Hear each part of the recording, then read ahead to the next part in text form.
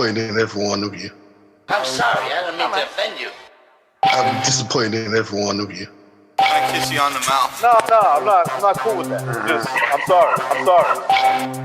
One more time. I'm disappointed in every one of you. I mean, I'm dealing with degenerate animals. I'm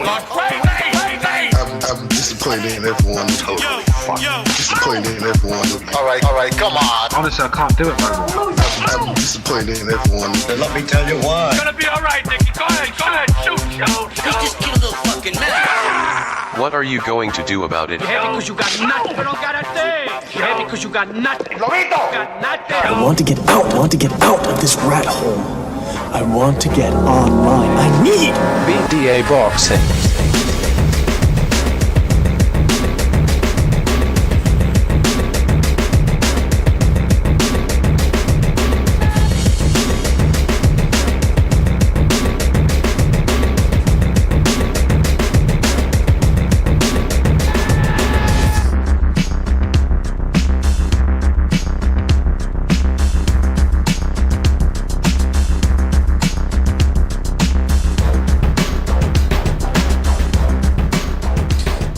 All right.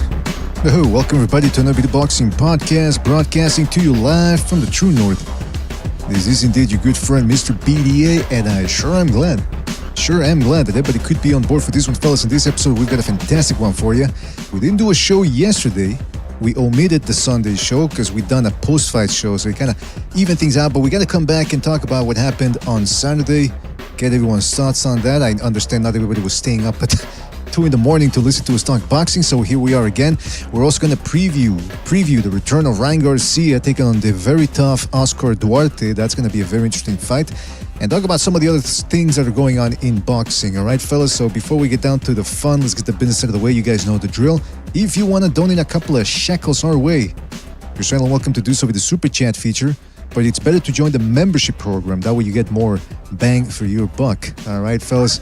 But the most important thing is that you continue to like, subscribe, and spread that BDA gospel. Now, don't forget you can check us out on Spotify, iTunes, and Spreaker at your leisure.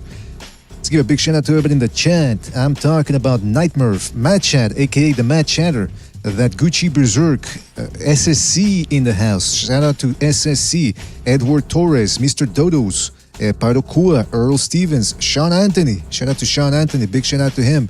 Joker's Wild, Mars, Antonio Hernandez, Shazar in the house as well. Rafael Garza. Big old shout out to him. Gonzalo in the house as well. King Bucho. Shout out to those guys. Trey G. Turo. The Viral Chronicles. La Historia de mi Vida. Second Guess Always. Joker's MAW.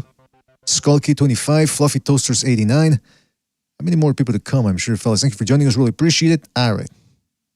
Enough jawing here with the procession. We got to get back to the boxing. Let me just invite a couple of people. And as always, we will be opening up the phone lines near the end of the hour. So make sure you tune in for that and call in.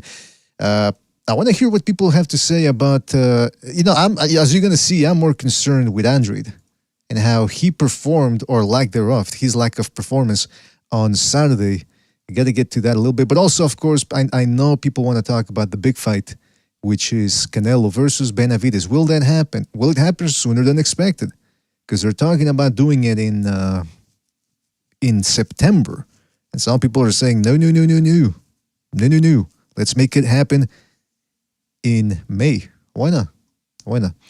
I'm trying to invite everybody here. Who else is here? Hold on a second. Gotta recognize a couple more people here. Hold on a second. Give me 2 seconds here. And hey, don't forget to hit the like. It really helps us out with the algorithm. I won't shut up about it. I will not shut up. I will continue asking you people, or telling you rather, because it is an order. I mean, I wish it wouldn't be that way. I don't see myself as superior to you guys, but in this instance, an order is in order. All right. I've got Gonzalo and Jimmy. Guys, thank you for joining us. Let's talk about, because I know we already talked about a little bit post-fight, but let's talk a little bit again about the Benavidez-Andrade fight. I want to talk about, before we get to the whole Canelo versus Benavidez thing, I want to talk about Andrade again, because I raised the point prior to the fight, and I said, look, Andrade, he's been bitching and moaning for the last 10 years. His fans more than anybody else as well, saying how this guy was avoided, Canelo avoided him, and you presented the evidence to them that Canelo didn't avoid him, and they still wouldn't believe it. Everyone was afraid of this guy. He was the modern-day Pernell Whitaker, and he goes in there. And mind you guys, he didn't take a 6-round beating. He took 2 rounds of a beating, because I rewatched the fight. The beating really started in rounds 5 and 6. So he took 2 rounds of a beating, and that was enough for him. And people in the Discord are putting a clip of him in the corner. I'm not a lip reader, but it seems as if he's saying, stop it. Something akin to that. So fellas, what do we make of Andrade? Some people are still defending him, saying, no, it's just because he faced a monster. But come on, Caleb Plant didn't capitulate that way. Yeah, Mr. BDA, that thing I saw on Twitter too. He either says, I've seen 2 different versions, I'm done, or stop it. More, you know what I mean? What you can almost see it both ways. Okay, but that's conjecture, right? That's our conjecture. We can all, I think, pretty much read lips. You get used to it, right? We're good at it. We know he's speaking English, so you can kind of confer. But one thing I know what happened, it was right after he said whatever he said that his corner turned to the ref and said, we're done, stop it. It's over. They were like sitting there waiting for whatever he was going to say. He said it. They waved the fight off. One thing I know he definitely didn't do was say, no, look, no. He wasn't arguing to keep the fight going. I'm good. Let's keep going. I don't know why people, this is cut and dry. He quit on his stool. He took a round and a half of punches and he quit because he knew, listen, bunch of dudes, you think that he's the only one he knew, like, after starting strong, and by the 6th round, oh shit, I'm not winning this fucking fight. I can't hurt this dude, and he's fucking me up, and said, but I'm not giving him the satisfaction. You know, not to bring up Mickey, but 5 fights in a row, he broke his right hand. In fights, he was making chump change, 10 grand, and he took a 10-round beating because he wasn't going to fucking quit. You know what I'm saying? And this dude's on the biggest stage of his career that people have been fucking telling us for years he's the boogeyman. Everybody's avoiding this dude. He's the most skilled. And he goes out there, fucking Benavidez didn't even really stop breaking a sweat. He started laying on. What do you think would have been happening?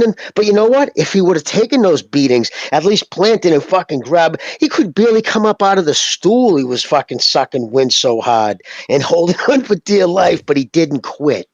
So there's no gray area. And the only reason why people are trying to fucking say, well, he didn't quit. Well, no, it could have been his corner. Shut up. The guy you thought who he was wasn't. Including, there's a tweet of a YouTuber debasing himself with how ridiculous of a fucking on-trade fan he was. But anyway, so yeah, it's all ridiculousness. Sorry for a long spiel. I just get a little emotional when I see this childness. We want honesty, Jimmy. You know that's what we want. We want unadulterated, unfiltered thoughts, and they're educated thoughts from a guy who knows what he's talking about. Who else wants to go on that about Andre just essentially calling it quits after 2 rounds, 2 tough rounds? All right, then let me ask. I was going to say I totally agree with Jimmy. He's right. Not much to add there.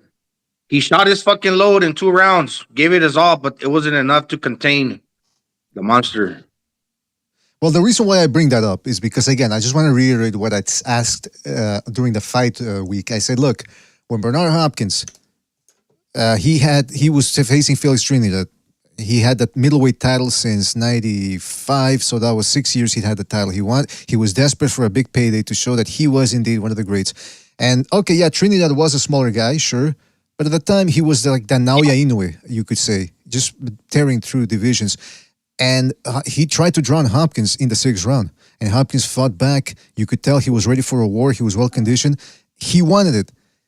Andrade, this was the big, 35 years old, similar position. It was him, the onus was on him to show that he was that guy that, yeah, I can overcome a power puncher. And what did he do? 2 rounds. Again, I reiterate, 2 rounds, 2 tough rounds. And he said, I got an ouchie. I can't take no more. Get me out of here. I mean, I think that's ridiculous. He wasn't cut. His nose wasn't broken. It wasn't like the doctor was looking at his jaw. You know what I mean? Didn't have teeth punched a quarter of an inch down into his gum line. Didn't have a broken oracle bone. Like fights that dudes fight with and continue to fight. Right? These guys who come in and we forget their names because they're just dudes with 7 wins and 14 losses who get batted for chump change, but they just love boxing. It's a part of their life. Jimmy, that's exactly, you're absolutely right. And I can already hear some people saying, oh, you're talking tough because you're a fan. Of course, I'm a fan. I've never fought anyone as good as David Benavidez, and I probably never will at my age. But that being said, I am a customer. 120 clams this pay-per-view costs here in Canada. Because with the pay-per-view.com, they get you with the extraordinary, astronomical surcharges. So they tack another $20 on top of that. So listen, if I'm paying that much for a pay-per-view, I'm expecting a result, which is give it your all. And that's precisely what Andrade avoided doing by calling it quits after the 6th round. He didn't give it his all. And you know what? Jimmy brought up his good friend, Mickey Ward. I've said it before. Mickey Ward, he started training people in 2005. And in the summer of 2005, we had a slew of high-profile fighters calling it quits during fights. We had Abdullayev against Cotto, Mike Tyson against that Irish guy that retired him, Costazua against Ricky Hatton, and a bunch of two other guys that I forget. Gatti, he called it quits essentially when he fought, what's his name? Mayweather, essentially. And, and again, that was a bad beating, of course. Yeah, but the point is, they asked Mickey Ward, he said, hey, do you understand this? I mean, can you wrap your head around it? He says, well, look, I know it's circumstance dependent. If a guy has a shattered nose or a busted knee and he can't go on, of course, he should call it quits. But when you still have stamina, and like Jimmy said, you're not beat up and you can still go, and it's just a 6th round, he only took 2 rounds of a beating. And Mickey Ward said, and I think he was exaggerating, but he said, if a guy ever quits on me and I know he's got more in the tank, I'm kicking him in the balls. That's what he said. He said, I'm going to the dressing room and I'm kicking him straight in the balls, ball busting him. Because it's true. It's like you owe it to yourself and to the fans. Oh, yeah. No, Mickey would have given a honestly, right in the head. The 2 rounds or 3 that he might have won, because he did pretty good. When he shot his load, he was fighting scared. He was getting up on Benavidez' chest. I mean, yeah, that's probably the thing to do. But he was exerting a lot of nervous energy, scared to death to trade on the inside. That might have added to him depleting himself quicker. Of course, exactly did. It actually, thank you, Gonzalo. You always bring up like those little, very important things. That's an excellent point. Nervous energy like takes 4 times. Like, what do you hear somebody say all the time in any sports situation? Take a deep breath, calm down. Even in hockey, come on, guys, calm down out there. You can tell you're nervous. It's just you do stupid shit. You breathe wrong. You hyperventilate almost. It's just a different energy, and it saps you when you fight scared. And he was fighting scared. He didn't want to get hit by any shots. Mm-hmm. And the point being, Benavidez isn't a power puncher. He really isn't. It's a combination of just hits hard enough that each one fucking hurts you, and they just keep coming. But there's no snap, whack, one shot that you fold like a lawn chair. That doesn't usually happen with him. You know what I mean? Like even Plant folded Durrell, caught him with that one good shot like that. But I'm not saying Plant hits harder than Benavidez, but I'm trying to like paint a picture. So he's not that type of puncher. So it just tells you even more what Gennady Golovkin back in 2015 when the first talk was with, he doesn't want nothing to do with fucking boo-boo. That started way back then at the prime G. He would have fucking decapitated him. Are you kidding what, Jimmy? me? And you know what? Look, some people could say, aren't you discrediting Benavidez? Absolutely not, because we know what type of fighter he is. He's going to bring it for 12 rounds. What I'm saying is, Andrade, everyone was saying that he was that guy. He was this guy, avoided person that if he had a chance, he was going to show you. Well, if that's the case, if he really is that guy, how come he quit after only 2 rounds? Whereas guys who are inferior to him, at least on paper, guys like Kyron Davis, Ronald Ellis, even fucking Anthony Durrell, or who else went longer than that? Douglin guy. All these guys actually performed better than Andrade. The guy that was again, I'm giving Benavidez his credit for dismantling Andrade, and not for nothing, but it was an entertaining performance for as long as it lasted. But 2 rounds and he called it quits. That to me proves, again, when you compare it to what Ronald Ellis did, Kyron Davis, Caleb Plant, that just proves to me that Andrade was indeed an overrated guy. And the fact that some of us tried telling people and they still wouldn't believe it just goes to show you that you can show people the proof, but if they don't want to believe it, they won't do it. They'll just keep on the same train, repeating the same mistakes over and over. Yeah, and he still got the guile to say that it wasn't the skill that beat him; it was just the size. And like you said, 2 rounds to dismantle him, he could have done better. That's how an many excellent... fights has Canelo fought people where there's twice the size difference? I mean, well, at least a lot more size difference, or a hell of a lot more size difference in Bivol between him and Bivol than it was, Boo Boo and fucking Benavidez. I mean, I keep hearing that dare to be great. I'm like, what the fuck are you talking about? He's there because he can't make 160 anymore, he said. That was one of the reasons he didn't fight Parker. It's just too much at 160. So wait a minute. So he, by his own admission, can't fight at 160 anymore, so he's at the next weight class up. And it's a dare to be great moment. So a guy who goes up to a weight class forced to because he can't make the weight below, that's dare to be great. Lomachenko fights in a weight class that he should have no business in, and he's getting exposed. Like, just fucking fuck off. That's a great point, man. That's a great point. Standards as usual. Yeah, when did Lomachenko ever get stopped that way? When did he call it quits after 2 tough rounds? Oh, I got an ouchie. My rib hurts. I took 2 shots to the face. And by the way, let's go back to what Gonzalo said, because it's true. Now people are saying, well, let's go to what Andrade said. Forget about what people are saying. Let's see what he actually said after the fight. He said, listen, now, there's more comments, but I'll just read the last 2. He said, listen, David is just a big dude. He throws some tough shots. He's a hell of a fighter. Channeling his inner Mayweather there. Hell of a fighter. As well, I thought my skills would have overwhelmed him, but his size and strength definitely got the better hand today. And then he went on to say, they asked him, how good is Benavidez? He says, it's not that he's a greater, more skillful fighter than me. I'm moving up to a 3rd division, trying to be a world champion. I came to find a bigger man. Nobody's willing to get in the ring with him. Nobody's willing to get in the ring with me. I showed balls. I showed what I've got, and I put it on the line. This was my 2nd fight. Okay, now let me just say this real quick. Let me just say this. He's saying I showed balls. This goes back to something that we've addressed on this show when people say, well, you got to respect all fighters because they step into the ring. Okay, so once they step into the ring, they can do whatever they want, and we still got to respect them. Is that what people are trying to tell us? Because let me tell you something. He took, again, 2 rounds that were rough, and that was enough for him to call it quits. Yeah, you showed some balls there, my friend. You're quite the hero. Ever notice the guys who don't show balls always bring up they showed balls? Didn't fucking Charlo just give us the same speech? No, seriously, right? Remember Eric Lubin? He's in the fucking locker room. He looks like the Elephant Man. His face is so swollen. Never said nothing about I didn't quit, I didn't show balls, because they didn't have to. They let what they did speak volumes. The fact that you have to say that, it's just because, you know why you're saying that? You're saying that because you feel it's polar opposite. Inside, you just quit. You just quit on your fucking stool in the biggest fight of your life, the one you've been avoiding. He's been a pro for, 17 fucking years? But Jimmy, yes. Wait. No. He showed skill. That's why it only took 2 rounds to break him down. He showed such remarkable skill that nobody else shows because he's this back foot fighter, and that's part of his style. He went out of his own. I'm sorry, I'm being sarcastic.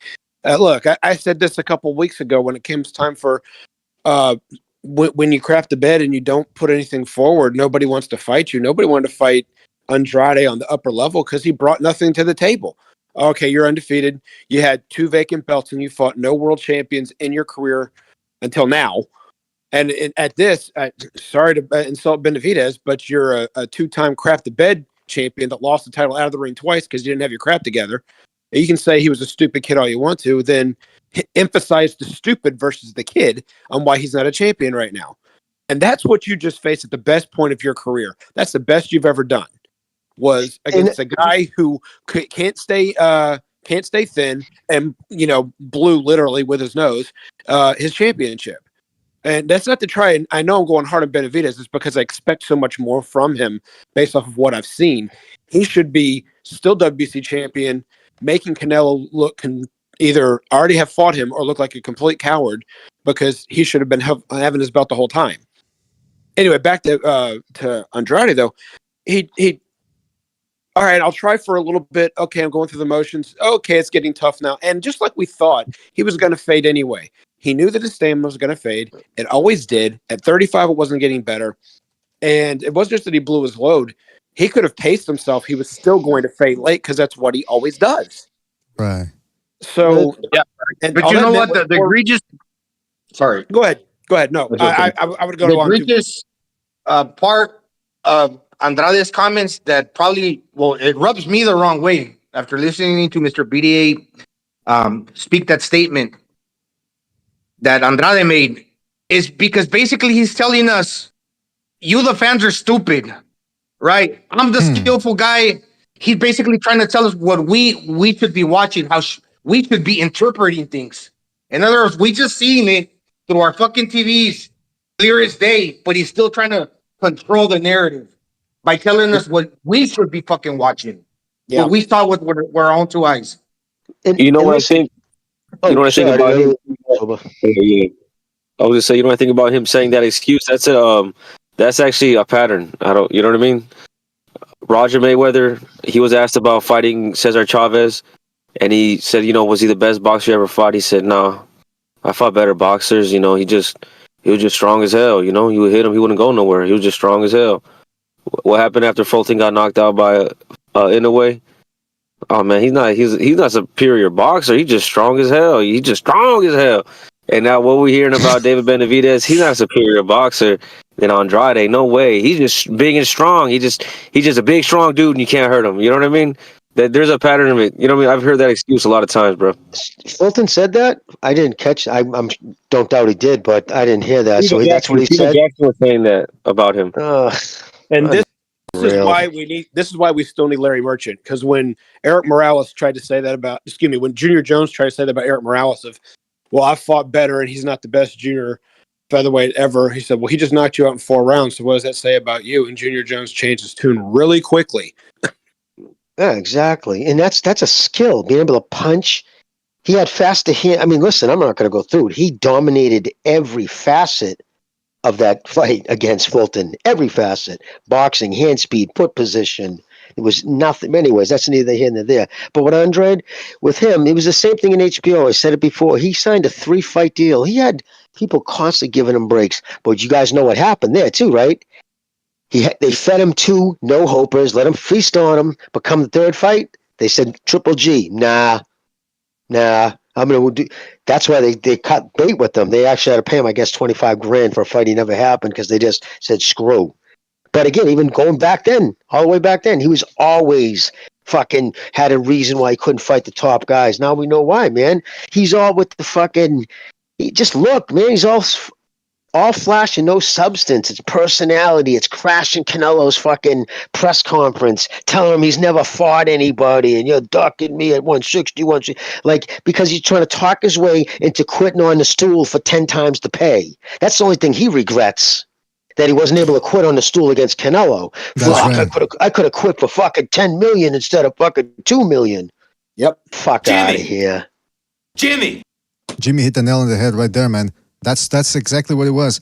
And that's why he kept, that's why he kept saying, Andre did, he didn't even want to fight me. He kept reiterating through and through because he wanted to point that out. He wanted to hammer that point home to say, hey, listen, I could have been fighting Canelo, but he didn't want to fight me, so now I got to fight this guy. And again, I reiterate the point. I'm not discrediting Benavidez for this win. I'm actually discrediting Andrade. And that, again, Benavidez was going to beat him anyway. Whether Andrade had continued after the 6th or not, it was clear as day. We all knew Benavidez. That's why he was a favorite. But what I'm saying is the way Andrade comported himself in there is indicative of a guy, like Blue Collar Sports TV said, he says there in the comments, the signs have been there in regards to Andrade for a long time. He struggled against Liam Williams, he struggled against Jack Colkay, he struggled against Vanis Martiriosian. Okay fighters, but not fighters that the boogeyman should be struggling against. And that's exactly what it is. You know what? Benavidez' win over Ronald Ellis, I rank that higher now than this Andrade win. Because at least fucking Ronald Ellis tried loading up sometimes and he tried jabbing. He did everything he could, but Benavidez is just that much better. Andrade, 2 rounds of a beating, and he said no mas. That's I'm sorry, man. That's not what a boogeyman or a tough fighter is supposed to do. Not when Ronald Ellis, Caleb Plant, Kyron Davis, Porky Medina, Dennis Douglas, all these guys really tried. Yep. What else was I going to say about that? Well, anyway, yeah. So that's what it did. I mean, I would like to say, yo, I noticed something about. Well, I'm gonna say, talking about Hart. You know, they try to give Andrade he wants all this credit for going out like a warrior. He didn't go out like a warrior. He went out like a bitch. He tapped. His ref. Then no one in his corner said stop it. He said stop it. It came out of his mouth first. So you know, people are trying to give this guy credibility. Like, oh, he dared. You know, he stepped up and whoop-de-whoop. He stepped up and then he stepped down real fast. He got hit hard a couple times and he said, all right, that's enough. Jose Benavidez showed a lot more heart than Demetrius Andrade, because he could have laid down in that first round when he got hurt by Jermall Charlo, and no one would have been surprised. I'm like, yeah, that's what he should have done to him. And then he got hurt again in the last round, and he still hung in there. He could have laid down, and everybody like, well, he went 10 rounds with this dude who should have knocked him out in the first. So, you know, like, he showed more heart, I think, in that fight. And then another thing I want to say that I observed about them, I think Jose and David fight very similar, bro. I think David just has both his feet, and he's just bigger and has a little more speedless combinations. But I see a lot of things they do is pretty similar. You know what I mean? Jose fights like his brother, but he's just not as big. He had more of that size, you know, at 140, 147. But yeah, that's just a side note. I just noticed. I think their styles are very similar. Yeah, that was actually a fun fight. I was wrong, man, because I kept saying, why isn't Ergashev Matias the penultimate fight before the main event? And this fight, Jose Benavidez Jr. versus Charlo fight, actually was actually quite entertaining. It was sloppy. You could tell both guys. I mean, Benavidez is past it, fighting above his best weight class, and Charlo, you could tell he was rusty as hell. But it turned into an entertaining fight because of that, because things evened out. So, but yeah, Jermall. We're gonna talk about Jermall Charlo later on, because he's after the win, he's made some statements that make you go, this guy might not be all there still. But let's move on real quick to the Benavidez Canelo fight, because look, the rumor around the mill is that Canelo's gonna fight Munguia in May and then Benavidez in September. So they still want to get that big Mexican showdown against Munguia. Kind of like 2017 when he fought Chavez Jr. in early 2017, and then he fought Golovkin in 2017. Guys, shouldn't we? I mean, what happens if the guy gets injured? Canelo. You know, he hurts his hand, hurts his knee, whatever. Because again, he's been fighting for over almost 20 years as a professional. So should we just make the fight in May? Well, what's he doing fighting Munguia? Well, if he fights Munguia, which, like I said in the past, it wouldn't happen because, you know, he's not an Al Haymon fighter. The only way that I could see that happening is if Canelo was pushing something like a timetable. Meaning, if he fights Munguia, where's it going to be shown? Obviously, DAZN. They have he has a carrier ready to do it. You know what I mean? Mm-hmm. Then that takes care of that problem. Al Haymon will still get his 15%. It'll be a PBC banner hung there. I don't know if they could do that if you put in some of the money. I don't know. But yeah, so that's the only reason why you could see that happening, because they have, at this point, he still hasn't signed with anybody. Nobody will be fighting after this year. You know, it's funny that I'm just curious to see what they say that's sold, though. And again, I want to say, too, I'm not taking away. In fact, like I said after the fight, I saw things about Benavidez's game that I liked. I saw improvements. I saw him take it a little more easy in the first round. I saw openings for him to throw, but he was, you know, I think he let himself get pushed against the ropes. I don't think Andre really put him there. I think he was just watching the way that he punched. I don't think Andre was putting enough on his punches. He was too scared of what was coming back to really lay. I'm just being honest, to really turn his hands over. So, yeah. I think Andrade was trying really hard to try to hit Benavidez hard, and his punches were just brushing off him like a little kid trying to hit his dad. That's how that looked. I think he was putting some umph in him, but he just didn't have the power to do anything to David. Like, he was trying. It was kind of comical, bro. It was comical looking at it. Watching his punches, like there's Vaseline on his elbows. His arms were just sliding off. You know what I mean? Yeah, agreed. He was trying, but it just, he didn't have that. At 168, he's not special. At 154, he might have been if he really stuck to it. At 160, I think he was above average. At 168, neither him nor Charlo are special fighters. They're just not going to be. It's not their weight class. It's not their best weight. And neither one of them have been active enough. I mean, we're going to stop and look at it. 2 fights in 21, none in 22, and 1 win over a no-hoper, and then a butt beaten by Benavidez is Andrade. And we already know that Jamal Charlo fought a journeyman, a ranked journeyman, and then a junior welterweight, and that's what he's done in the past like 4 years. So again, both guys had the potential to have decent careers at certain weight classes, but 168 was never going to be it for either one of them. Yeah, so Andrade was fighting scared, and Mike Tyson, he's old. He's got a lot of experience. That moniker, the nickname, the monster, it suits him perfectly. He's got a wild imagination. Because I'm saying it, okay, Andrade was fighting scared, but Benavidez feeds off your energy. And if you let the monster grow, he's going to pick up that energy from you, and he's just going to get more confident. And that's what Andrade allowed him to do. That's why he had such a dominant performance. The weaker Andrade got, the stronger Benavidez got. That played right into his hands. Exactly. That's 100% right. It's interesting because you guys are talking about the stamina. And by the way, fellas, in the chat, hit the like. Really helps us out. What's his name?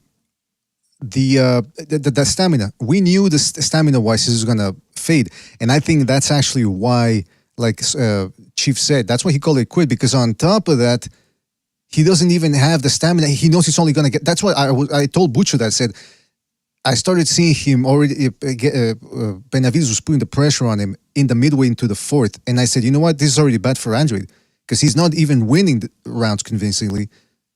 And then on top of that, he's going to get tired. He's not going to knock Benavidez out with one shot. So it's over for him.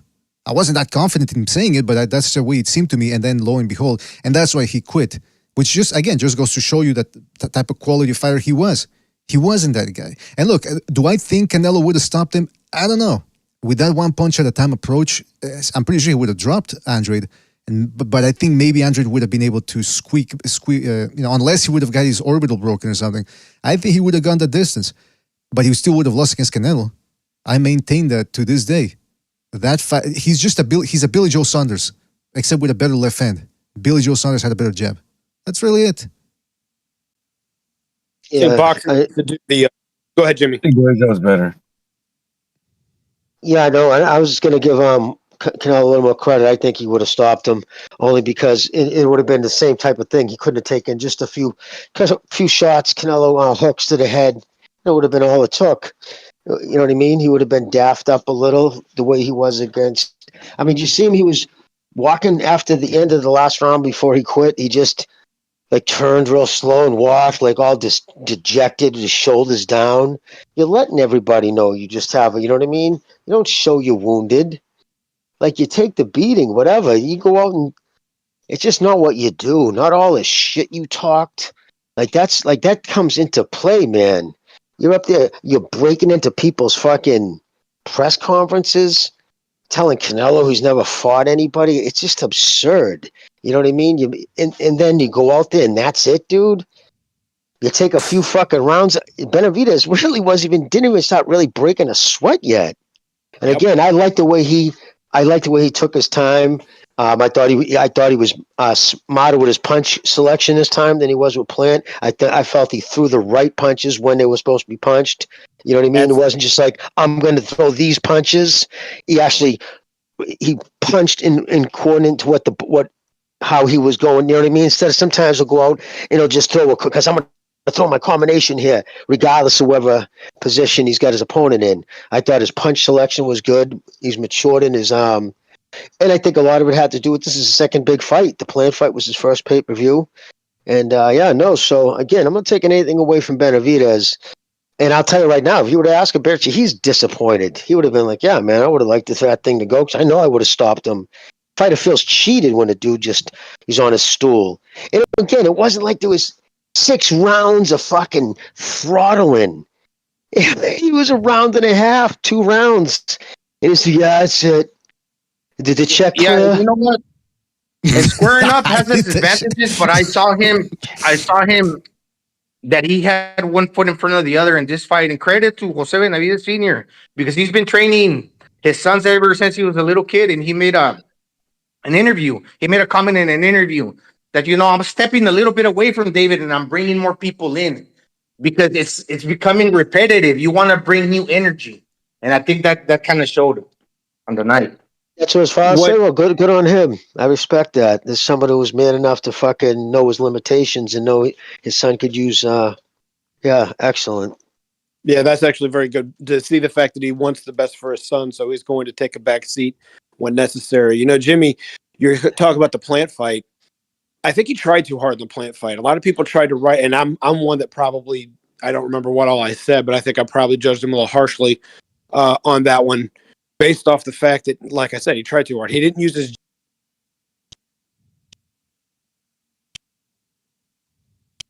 punches up better by using his jab instead of just trying to walk right in and beat up a guy that can be beat up, as Canelo showed. But you put your hands on Plant, you can beat him up. I thought that's what he wanted to do, but he didn't set anything up. He just tried to use his feet to go in and just walk right in on him. And he didn't do that in this fight. He used a high guard. You know, it's like Gonzalez said, when he went against the ropes, it's because he wanted to be there and Andrade followed him, not because Andrade put him there. He moved how he wanted to move. He did what he wanted to do. And it's not to say that Andrade didn't have a single moment in the fight, but it was more how Benavidez was outthinking him to set him up for counter shots in certain positions than it was that Andrade used his skill to put him against the ropes and you know, the pressure was getting to Benavidez. That's why he went, no, that wasn't happening. It was clear the fact that Benavidez was like, okay, we're in the middle of the ring. He's throwing his punches too much. I'm going to go against the ropes where he's going to square up and I'll have the leverage and stuff to land my straight right and maybe occasional counter shot, counter hook. He broke him down little by little all the way through all the rounds. From what I saw in the highlights, I did not have a chance to watch the full fight yet, but everything I saw was him taking advantage of openings that Andrade was leaving, and he did it in spots where Andrade thought he was having success. So he was kind of giving Andrade success in order to do these things. So that's my take. What's interesting too about that, one last thing about that is that Andrade, after that sixth round, ping the bell rings and he took a deep breath and he really couldn't hide the fact that he was hurting in there. And I just harken back to a guy like Miguel Cotto, for example, at least the early version of Cotto, who had he was a stony-faced guy. He had a good poker face. Dare I say, he was obdurate in his approach. This dude couldn't even hide it, which is, again, another knock on the guy that, even when he was fighting Jack Colgate too, you could see the strain in his face. I mean, I'm just saying this guy was severely overrated. Good fighter, good skills at least, but even then the skills weren't what people were saying. And then on top of that, the mentality that he had, just completely lacking for this level of the sport. So, hey, I mean, I don't know what to say, man. Just, I don't want to see this dude again. If I ever see him in a pay-per-view undercard, that's going to dissuade me from paying for that pay-per-view card. Because I'm not interested in watching this guy fight again. Yeah, unless he fights... unless he fights fucking Morel or somebody, that I know he's gonna probably do another quit job. Then at least that would be entertaining, because there would be the sense of, okay, is he gonna quit or is he gonna keep going? But Andrade and Charlo in a WWE style, loser get out of town, like whoever loses this match, nobody signed him to a contract. There you go. Yeah, winner. Make them retire because. Yeah, winner take all. So whoever loses is out of boxing, and because no one's going to sign him, PBC will drop him, and nobody will pick him up. Yeah, you just can't play at this. It's not the sport. Well, I was going to say, it's just not the sport you play at. You got to fight often. He has no fight calluses. He's never been in a big fight. Clearly, we've seen he's not comfortable at all with that kind of pressure. Right? He just isn't. He didn't know what to do. He didn't know how. He can't fight on his back foot. He's not going to be able to set any traps. He just gave up. He knew what the next, whatever it is, 24 minutes was going to be, and he wanted nothing to do with it. He just said, "Fuck it, I'm going to take a shower and get out of here without even fucking having to, put an ice pack on my face." Yeah, people keep saying like, "Well, he took a beating, man. Yeah. He took 2 rounds of a beating. He took 2 rounds of a beating." Caleb Plant, Kyron Davis, Ronald Ellis, they showed balls, man, because they took it. This guy took 2 rounds and said, "You know what? That's my limit. That's where I draw the line." Like Jimmy said, no big fight calluses. Didn't have any scabs on him. He's one also a guy PDA that doesn't like to get hit either, like Shakur Stevenson. You could tell we said it during the Liam Wilson fight, or that British dude, I forget his name, William, that yeah. he fought about a year ago. Got hit with the right hand, his eyes fucking blew up wide open. Mhm. And we saw it here, man. Time he gets touched, he don't like it. There you go, man. I mean, yeah. No, you're right. That's what. Let's move on, man. Let's move on to an actually intriguing fight, man. So Canelo versus Benavidez. Should it happen in May? Why are they prevaricating and trying to lengthen that? Or is that just Canelo's side negotiation? Because again, people keep saying Canelo decides. Canelo decides. He's got a brain trust behind him. He's got his trainer. He's probably got a manager of some sort. Probably even the lawyer chiming in. So what I'm saying is, those guys are probably saying, "Hey, Canelo, you know, right now you're at the top of your game in terms of popularity. Let's get you one more fight. Let's get as many fights as possible to get as much money as possible." But I'm thinking as a fan, what if he gets hurt in that Munguia fight? Breaks his hand, you know, tears something, and now we got to wait all the way to 2025. Am I wrong here, guys? What do you think? Should they just make the fight right now? Well, no, from a fan standpoint, you're 100% right. Of course, that's the fight everybody wants next. That's the most intriguing fight. As fight fans, that's what we want. As somebody now, to take yourself out of it, pragmatically, it's Heyman, although, again, it's all Canelo's money. And I want to add, too, real quick, just want to throw this about Andrade. When he showed up and he said, when Canelo said, you never fought nobody, you don't fight nobody, right? What he meant by that is, you don't have no fan base, bro. You don't at all. This whole fucking promotion will be my name. You're indistinguishable from a bunch of other dudes. Why should I give you a fucking fight? What have you done besides avoid big fights? Because you show up here and you run your mouth and you talk shit on social media with your fucking funky hairdos? Get the fuck out of here, bro. You got exposed. Now you're just bitter that you didn't get exposed for 10 million opposed to you getting exposed for 2 million. Fuck. Excellent point. Point. But now it's interesting because I think Heyman wants to hold it out because he wants to wring every last dollar he can out of Canelo. He'd rather have him fight another person he knows he can beat because regardless, Canelo brings in money. You figure, regardless who he fights, Heyman's going to make another $1 million plus. And plus, after that for ticket sales. He's 35, and his attitude is like he's always been mad that he was never that guy as far as popularity wise. I mean, some people have it and some people don't. If you weren't popular, that people wanted to go watch you 5, 6, 7 years ago, I mean, the people are gonna pay for what they want. I mean, you can't force your style down people's throats. If they don't like you, they don't like you, and it was one of those things. Yep. And Canelo doesn't even speak English. He became the face of boxing in North America, including and he just recently started, speaking English. It was just because you knew he wasn't going to quit, and he's always fighting regardless what weight class. I mean, of course, it's going to be professional.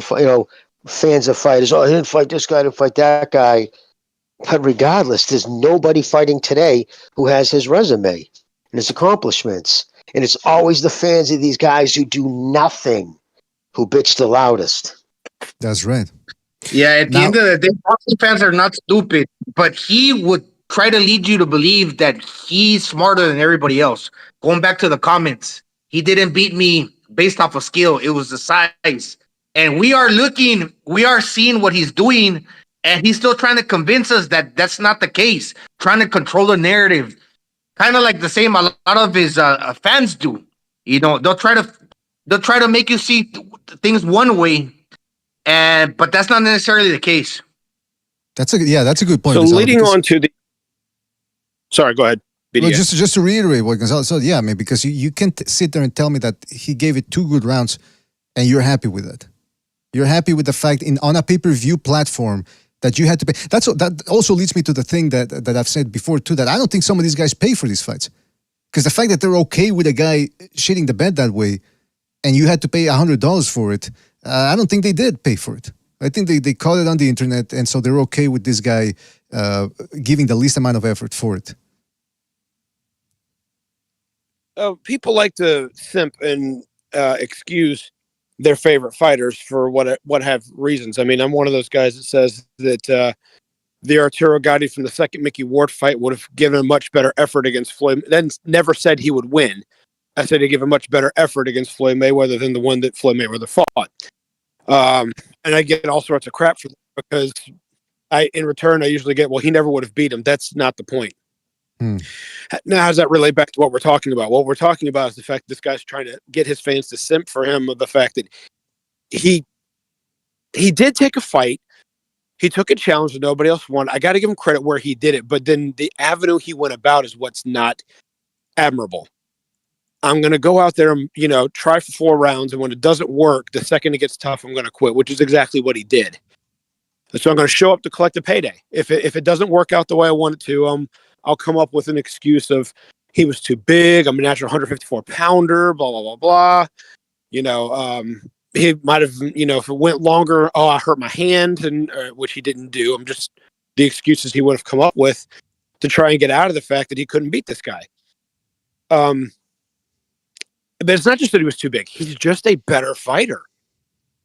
They could have been naturally the same size. Everyone's going to try and say that Benavidez is the weight bully in this situation. Let's pretend that he was. All right? Again, going back to Gotti. Gotti took on De La Hoya, who's a weight bully, and still landed some really good hooks in the first and second round. He still tried. Their corner had to stop the fight. Gotti didn't say, I quit. And there's your difference. And that's why he's in the Hall of Fame, and these guys should never be considered. Is because he went out there and tried against guys that were bigger and landed big punches and stood in fire and took.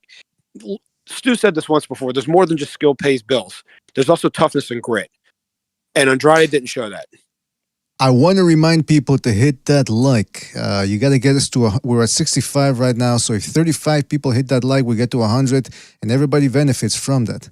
I'm telling you, 100 likes really helps us out with the algorithm, and we continue to provide entertainment for you. If you don't hit the like, I will play some sound effects such as Faggot. Oh shit! No, hold on. Well, maybe that's what you guys are. If you don't hit the like. Faggot. Oh shit! Okay, you know what? Maybe we should. I'm not playing that, by the way. Just this full disclaimer. Anyway, back to the. I'll tell you this about Canelo Benavidez. I'm intrigued by this fight.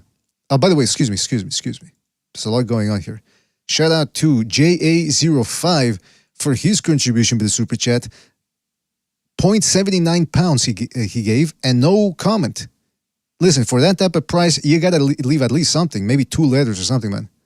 But shout out to JA05 for his contribution to the super chat. Really appreciate it. Now look, looking ahead to this Benavidez versus Canelo fight, I'm intrigued. Number one, I think some people are making a mistake. They're saying, well, Canelo's going to stand in front of him, so it's going to be worse for him. Because at least Caleb Plant and Benavidez and Andre and all those guys, they move around. Canelo's going to stay right in front of him. Yeah, you know what? At this point, I think a guy who's strong, who can hit hard, is actually the guy that's going to cause Benavidez more trouble than the guy that's going to back up and give him momentum. And let's not forget, yeah, Canelo's going to stand in front of him, but he's not going to do a Ronald Gavril and just stand there with the earmuffs on and and become a punching bag. He's going to be moving the waist, upper head movement. He's going to counter. He would be the best counter puncher that Benavidez would have ever fought. And my big question then becomes, can Canelo hurt him? Because as you see, Benavidez is a very good guard, a very good dynamic guard. And when Canelo fought Bivol took the shots. He covered up, but he took him. And then, of course, he was moving around too. Conversely, when Canelo fought Chavez and Kovalev, bigger guys, and Callum Smith, who at least was way taller, not necessarily bigger, but taller, he was able to shake those guys up. So my question is, guys, how do you think Benavidez would react to those shots? And would you agree that if Canelo can't hurt him, then it's bad news for him? Can't Canelo hurt him? Go ahead, Jimmy. Yeah. I was going to say, I absolutely believe Canelo can hurt anybody he hits. Even Bovell said he couldn't lift his hands above his arms, above his head for like 3 days. So, I mean, listen, the kid can crack. And he loads up more than he used to, and he does that for a reason, because when he does connect, it's going to hurt you. So, of course he could. Could he change the way somebody fights? Of course he could. Catch somebody, even if it doesn't put you down, just wrecks you hard enough for, you can hide, you got good poker face, but you go to the corner, your ears are still ringing. You're like, whew, holy shit, I don't want to take too many of them fucking punches, right? I don't care who you are. You get hit hard enough, it changes who you are. And the most important thing of this, Canelo was not David, Dudu Andrade. So if people are thinking it's going to be the same thing, yes, Benavidez looked better, without a doubt. and it's the fight I want to see. But it's a hell of a lot tougher. Be a tougher fight for Benavidez to fight Canelo Alvarez. Fights in no way do they fight equally. Similar. There's no similarity between those two at all. There's nothing he's going to gain from fighting Boo Boo that he's going to then translate that into fighting Canelo. So, Jimmy got a point that he's like a physically strong puncher, but when it comes time for power, game-changing power, I've never seen it in Canelo. Caleb Plant, I'm sorry, he was super middleweight, had a world title, but he's never going to be considered an upper echelon type of fighter in any weight class in any part of history. So the upper echelon guys that he fights, a natural junior welterweight in a past his prime Cotto, and then a guy who may arguably have been a naturally smaller man, depending on how you look at the way he developed when he fought Triple G. At least they were supposed to be at least mano a mano. There was never he may have like stunned Golovkin, but he never really hurt him. Now Golovkin's got a good shit and Cotto's no slouch. But when it comes time for your Matthew Hattons and guys like that, of course he gets knockouts. Your Caleb Plants, of course he gets knockouts. Now, where does Benavidez fall in this? Because he's tough, he's big, he's strong, he's younger, he's got power, even if it's not one punch power. He's got what appears to be faster hands in combinations because Canelo doesn't do that anymore. And does Canelo have the punch to turn the fight if it's not going his way? Because he only loads up with one shot or so at a time. I'm not saying he can't punch. He has Chavez type power. He breaks you down with it, but he doesn't have Chavez's work rate. That's my point. So if he's going to try one punch at a time to beat Benavidez, is that going to work against a younger guy who at this moment, based off of what happened the other night, we have to think might be hungrier? Yeah, that's the question that I'm looking at coming into this fight. Look, Canelo, when he's fought guys like John Ryder, Ryder made it the distance. But let's not make it out to be like he walked away clean out of that. I mean, especially the first 5 rounds, that was a beating in there. And he got dropped. Charlo went on the defensive. He still got dropped. The only guy that's been able to go 12 rounds, 36 rounds actually, Golovkin, and he has a tungsten chin. And on top of that, he has a good jab that makes and on top of that, he has a good jab that keeps everyone at bay. So those fights, okay, I understand. But the thing about Benavidez is he's never really fought a guy who, as strong as Canelo, who's going to be able to crack like Canelo does. And on top of that, I still maintain Canelo has very good defense.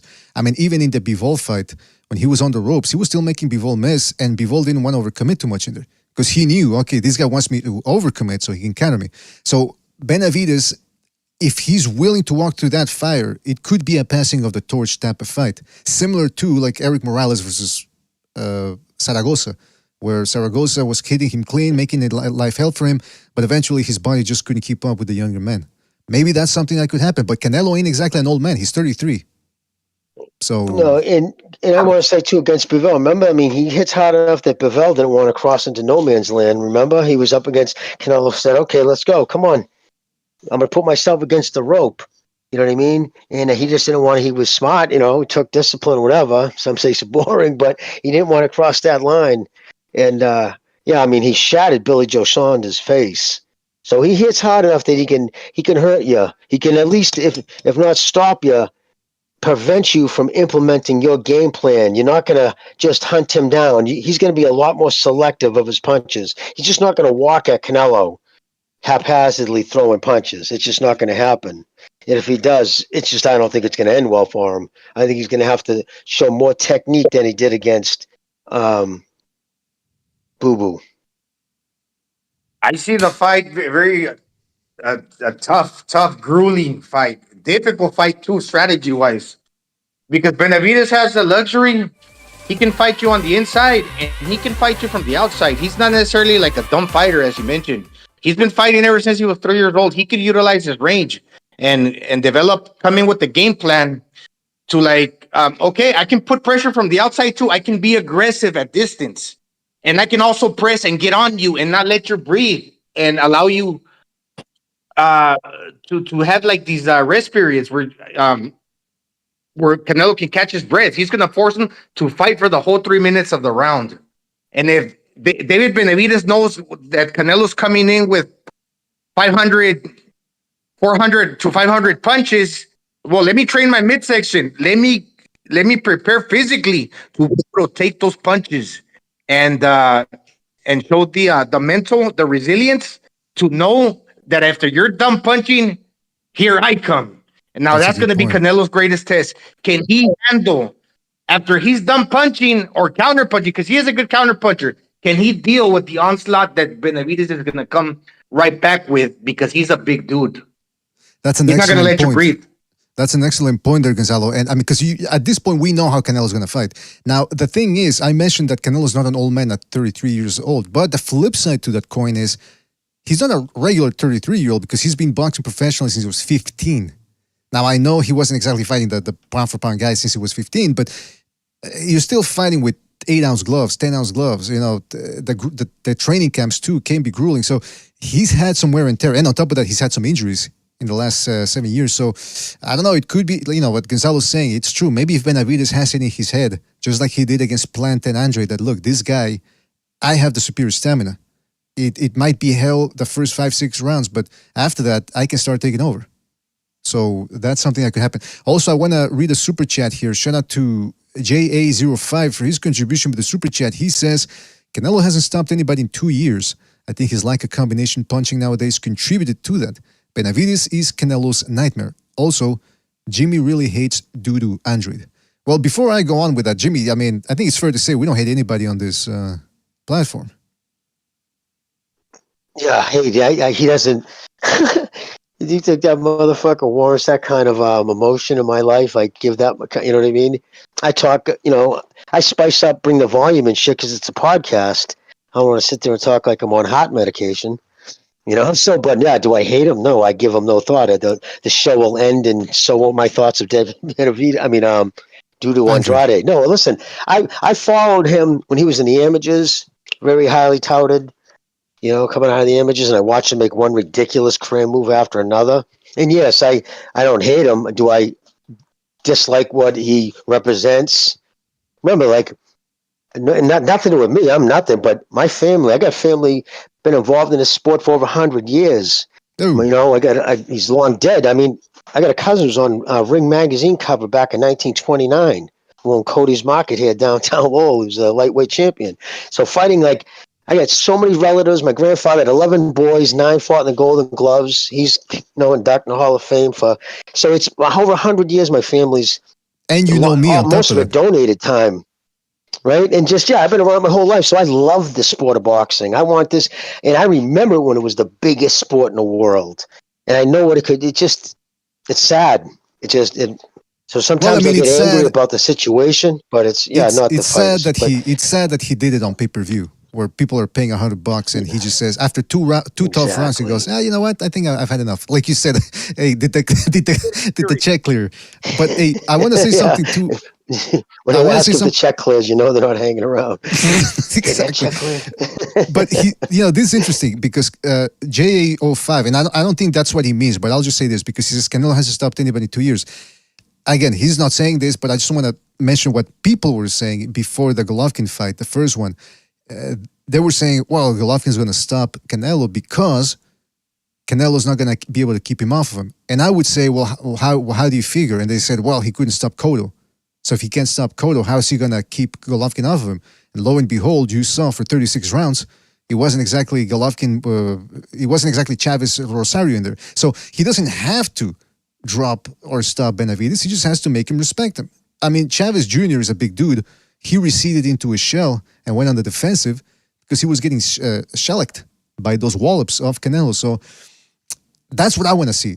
I think the first 3 or 4 rounds, no, scratch it. I think the first 3 rounds are going to let us know how the fight will go between Benavidez and Canelo and whether Benavidez can take those shots. After that, it should be pretty. I think it should be pretty clear to see how it's going to go. He doesn't have to, like you said, decapitate him to get him off his game. You know, same thing he did with Triple G. He knew when to throw.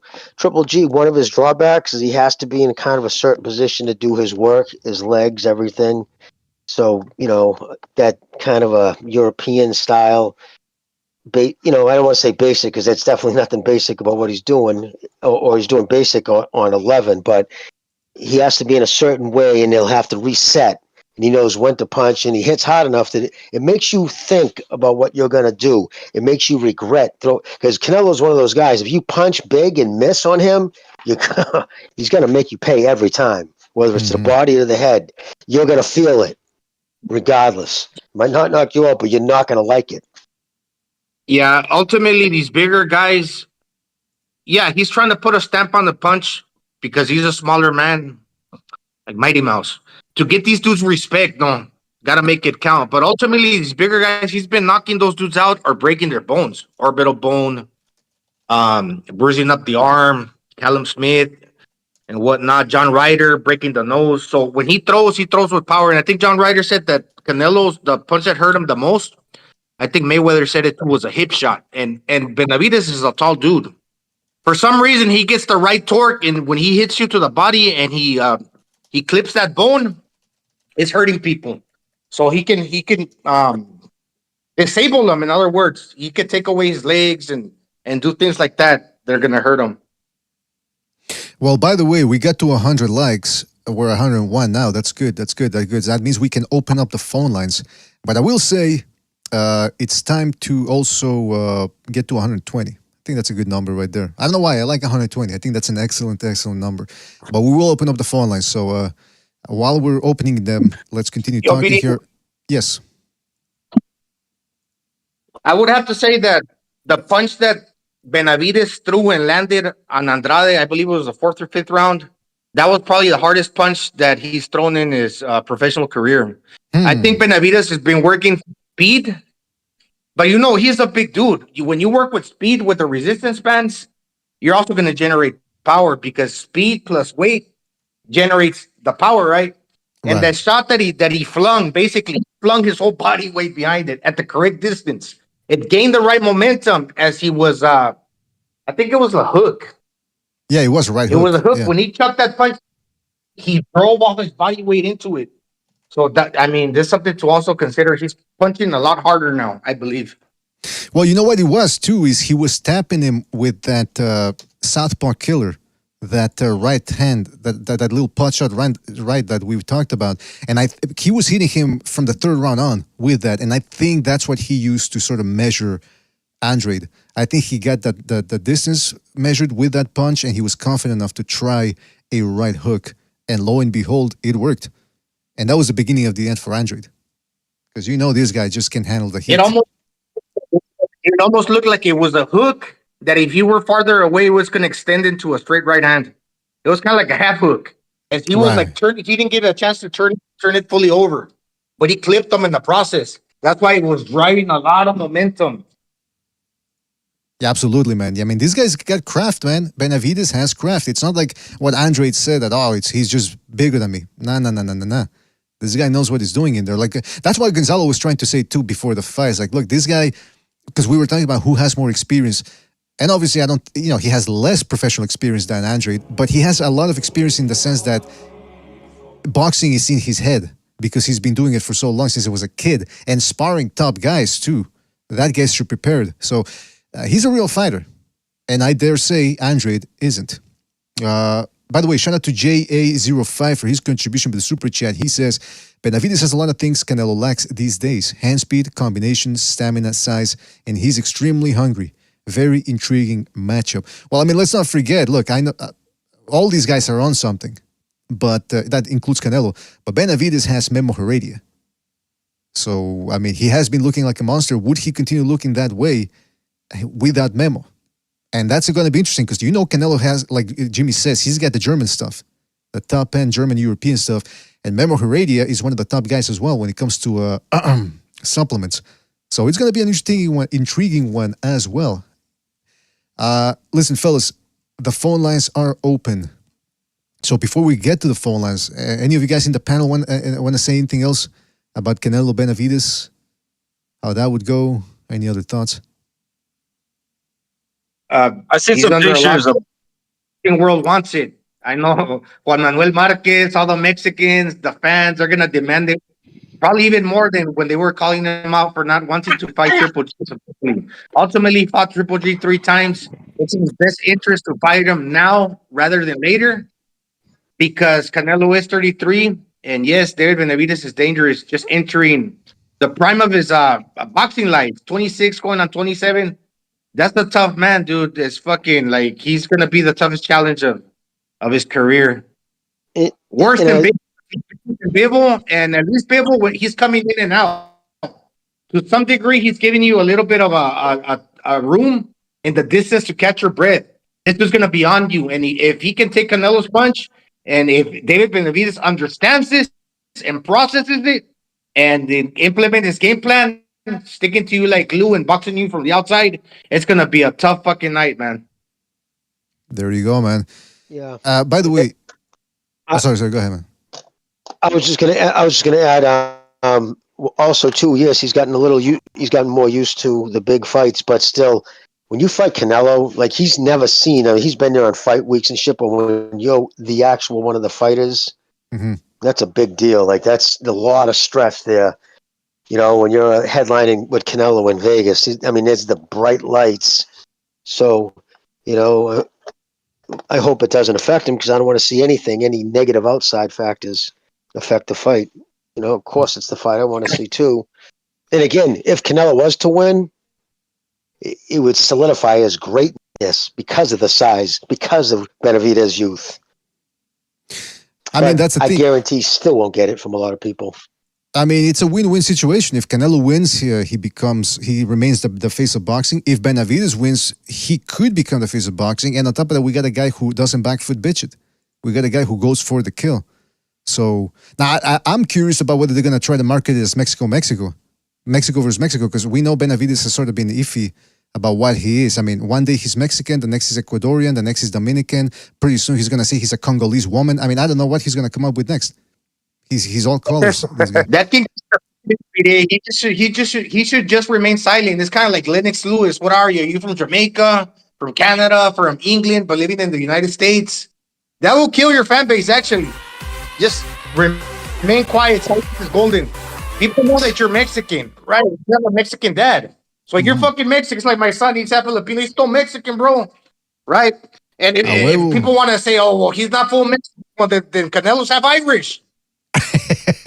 Well, you know what? I go through, not to make it about me, but I go through the same thing here. I mean, what am I? Am I Mexican? Because I've been living in Canada for a while now. So am I Mexican-Canadian? But then again, I live in Quebec, which is different from the rest of Canada culturally. So it turns into a mess. Let's just keep it at, it's going to be a good fight.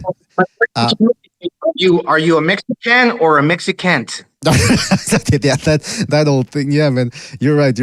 By the way, real quick, shout out to Boxing Expert we're going to get to the phone lines, by the way, because they're piling up. But shout out to Boxing Expert. He says, JMZ only fought one title versus a champion. All others were vacant interim titles. He lost all his big fights except the one where Heredia helped him in Mexico. And not only is he a bad loser, he's also a cheater. Who's JMZ? What's that acronym, or what does that stand for? Manuel Marquez? Well, what does he stand for then? That can't be, man, because Marquez fought for multiple titles across different weight divisions. He can't. And he fought sitting champions. What's that? And he fought sitting champions, not vacant titles. Well, I'll wait for a boxing expert to clarify who he means. I'm curious who he's done. Who else did Heredia work with? He worked with Jean Pascal. He worked with Lucien Bute, I think. Boxing expert says Juan Manuel Marquez. Yeah, I don't get that though. Boxing expert Marquez fought for titles at featherweight, super featherweight, lightweight. He was a lightweight champ. I don't know, man. But but Memo Heredia. He's saying they were vacant belts. Oh, well, I'll maybe clarify. if you want to go. Well, I mean, it's not that important. They're all vacant belts. He didn't take the belts from champions. And I just want to clarify, too, because some people are saying, are you saying BDA is saying that Benavidez is on something and Canelo's on? I did say that. I said Canelo's on the best European stuff. Let's be honest about it, fellas. You know 90% of the top boxers in the world are on something. Let's not play dumb here. Let's be realistic. Boxing expert says Morales called him out on his podcast. Yeah, those two really dislike each other because they never fought each other. That's why. Maybe if they would have fought each other, the bad blood would have been put aside. All right, let's get to a couple of phone calls here. A couple of phone calls. Don't forget to hit the like. Where are we at with the likes? We're at 19 likes. All right. One more person hits that like, and we will go through all the phone calls. If we don't get to 120 likes, we only get to maybe one phone call. all right. Let's see what happens. Let's go to first phone call of the night or the evening. 323, you're on the air. 323, what's on your mind?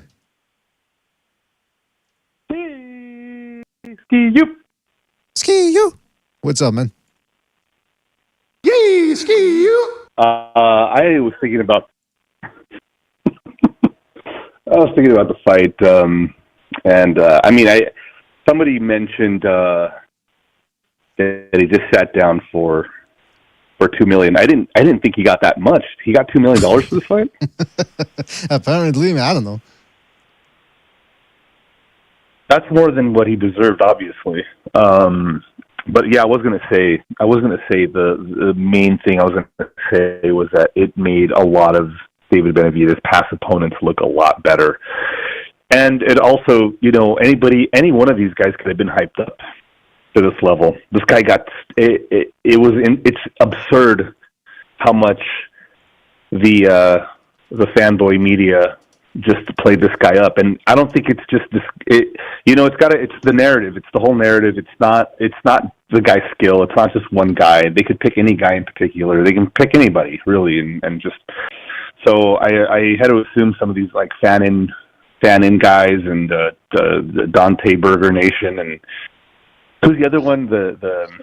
There's so many of them. Anyways, they're all on Suicide Watch. All of them were just. The whole platform just got destroyed in 2023 with Spence and this guy being exposed, and then Fulton. It's just like one by one they're just falling off. I don't know what kind of. It just makes me wonder what happens when Canelo retires. They're what are they going to do? Are they going to go bankrupt or something? Or it's just odd that people would invest this much into spinning a lie to their viewers and just spinning. Are they getting paid for it? It just makes me wonder what's going on there. The other thing I wanted to ask you guys isn't it's just odd. I didn't really know about all of these channels until I really started listening to. I think I started listening to you guys and to Julian's channel, the Boxing IQ. Or the Ring IQ. I really had no idea. I was watching the ego thing for a little while, and I thought it was a little bizarre. But I really was unaware that there was this whole movement, and I'm not that. I'm a little new to it still. Like maybe about a couple of years I've been listening to you guys. So, but I didn't know how far back it went, and obviously it goes back pretty far, and it's just got to be debilitating to the fan base. Don't you think the fan base would kind of turn on them by now, or is it just something a little more deeper than that? Well, you know what, man, listen, Jimmy said. You go ahead, Jimmy. Go ahead. Well, I was just going to say, they're hearing what they want to hear. It's an echo chamber. So they're not turning into these guys for their expertise in boxing and their takes. They're turning into them because they fire into things that get these guys emotional, just what they want to hear. They want to hear that this is a irreparable fucking racist sport, and they say all these things, and so that's why they get the followers. Like you said, Dante's Nation's one of the worst. He's made that's his gig, and he outwardly, and they put out just garbage, just fake clickbait trash that they're never right on, not just their picks, but it is what it is. But it also, he did get $2 million. They both got guaranteed $2 million in upside of the pay-per-view, which means they both got $2 million. Wow, that's good. I'm sure they didn't sell enough pay-per-views to get. That's incredible.